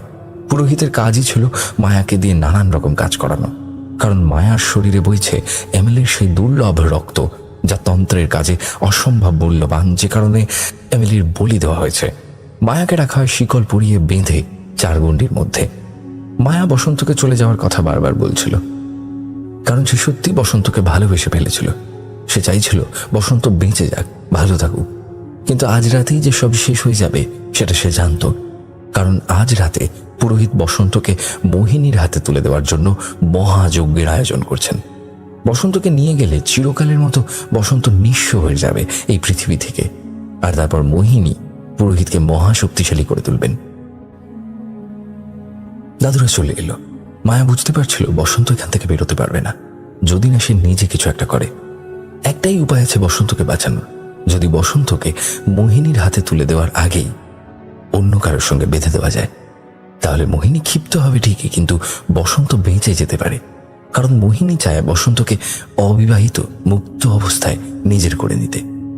পুরোহিত মায়াকে নির্দেশ দিলেন, বিয়ের সাজে সেজে যা, সময় মতো কি শিকার ধরে আন, আর কিছুক্ষণ পরই আমার থেকে শক্তিশালী এখানে আর কেউ থাকবে না। মনে রাখিস, এই কাজ শেষ করতে পারলে তুইও অশরীরীদের কাছে পূজনীয়া হয়ে উঠবি। কিন্তু মায়ের ইচ্ছা পূজনীয়া হয়ে ওঠা নয়, তার ইচ্ছা বসন্তকে বাঁচিয়ে রাখার। মনে মনে সে ঠিক করে, আজকে আমি যা করব তারপর হয়তো আমার প্রাণও থাকবে না, কিন্তু এতে করে যদি বসন্তের প্রাণ বাঁচে তবে আমি খুশি হব। মন্ত্র পড়া সিঁদুর নিয়ে মায়া বেরিয়ে পড়ল নিজের কুড়ে ঘর থেকে। যদিও তাকে শুধু বলা হয়েছিল পুরোহিত ডাকলে তবেই বেরোতে, কারণ তার মধ্যে মোহিনীকে ঢোকানো হবে। এদিকে আমার দাদু তখন পাগলের মতো অবস্থা, বসন্তকে বাঁচাতেই হবে। অজিতের কাছে বসন্তকে রেখে দাদু বাড়ি থেকে বেরিয়েছিল যদি কোনো তান্ত্রিকের খোঁজ পাওয়া যায় এই জিনিস সরানোর জন্য। পথেই মায়ার সঙ্গে দাদুর দেখা। মায়া বলল যে একটাই উপায় আছে, যদি মোহিনীর হাতে বসন্তকে তুলে দেওয়ার আগেই বসন্তকে কারোর সঙ্গে বাঁধা যায়, এবং তার জন্য ওকে বিয়ে করতে হবে। এবং মায়া বলে যে মায়া বসন্তকে বিয়ে করতে চায়। প্রস্তাবটা শুনে দাদু কিছুটা অবাক হয়। বসন্ত কি রাজি হবে কাজ করতে? দাদুরও চোখে তখন জল। মায়া বলল, আপনি যে করে হোক ওকে নিচে আনুন। বসন্তকে নিচে আনতেই মায়া তার চোখের উপর হাতটা বুলিয়ে দেয়। একটা শান্তির ভাব ফুটে ওঠে বসন্তের মধ্যে, কিন্তু তখনও সে সমানে বলে চলেছে, আমি তোমার সঙ্গে যাব না, আমি শুধু যাব চন্দ্রার কাছে। যেতে যেতে মায়া তাকে বলে, তোমার চন্দ্রা তোমার কাছে কোনোদিনই আসেনি গো মৃত। তুমি এক অদ্ভুত পৈশাচিক শক্তির হাতে বাঁধা পড়ে যাচ্ছ, তা থেকে বাঁচাতেই তোমায় নিয়ে যাচ্ছি, এসো। মায়া বসন্তকে নিয়ে আসে গুহায়। সে গুহার ফাটল দিয়ে স্পষ্ট দেখা যাচ্ছিল পুরোহিত ভারী খুশি। খালি কলাপাতা পেতে রাখা আছে, তার মধ্যে মাংস জাতীয় কিছু। পুরোহিত অত্যন্ত সমারোহে আর খুশিতে যজ্ঞ করতে ব্যস্ত। সমস্ত অশরীরীদের নিমন্ত্রণ করছেন তিনি, কারণ আজ তিনি মহা শক্তিশালী হতে চলেছেন। পুরোহিতের ঘরে সেই ছোট মেয়েটি রয়েছে যাকে প্রথম দিন বসন্ত দেখেছিল পশুর মতো। মোহিনীর হাসিতে ভরে উঠেছে সারা ঘর। মুখে অস্ফুটে বলে চলেছে, মায়া, শেষ কাজটা সম্পূর্ণ কর, আর বেশি দেরি নেই, আমাদের কারিশমা হতে চলেছে। মায়া একবার ঘুরে তাকে শুধু বলল, আমাকে ক্ষমা করবেন। এই বলেই নিজের হাতে মন্ত্র পড়া সিঁদুরটা বসন্তের হাত দিয়ে নিজের মাথায় ভরিয়ে দিল আর বলল, এছাড়া তোমাকে বাঁচানোর আর কোনো উপায় ছিল না মোহিনী। তোমার হাতে না তুলে আমি বসন্তকে নিজের করে নিলাম। মায়ের এই বিশ্বাসঘাতকতা দেখে পুরোহিত হতবাক, কিন্তু অশরীরী শক্তি তো কোনো কথা শুনবে না। বসন্তকে না পেয়ে ক্ষিপ্ত হয়ে নিমেষে সে পশু জাতীয় মেয়েটির মধ্যে ঢুকে পুরোহিতের গায়ে উঠে তাকে ছিঁড়ে খায় সেই মোহিনী। এই মুহূর্তে পুরোহিত প্রাণ হারায়। পুরো ঘরটা যেন তাসের ঘরের মতো ভূমিকম্পের মতো নড়তে থাকে।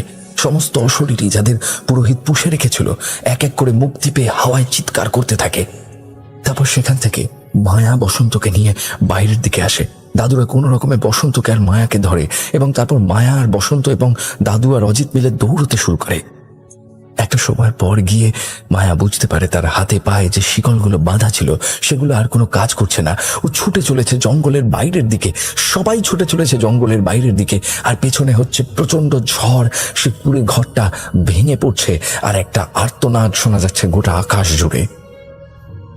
এইভাবে ওরা সেই জায়গা থেকে, সেই অভিশপ্ত জায়গা থেকে বাইরে বেরিয়ে আসে। এই ছিল ঘটনা।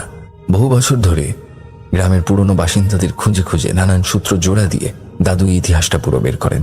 মায়া সেই শেষ দুপুরে কুড়ে ঘরে নিজে যা বলেছিল আর পরবর্তীতে গ্রামের প্রবীণদের কাছ থেকে যা জোগাড় করা হয়েছিল, এই দুইয়ের সমন্বয়ে দাদু ঘটনাটা সম্পূর্ণ করেন।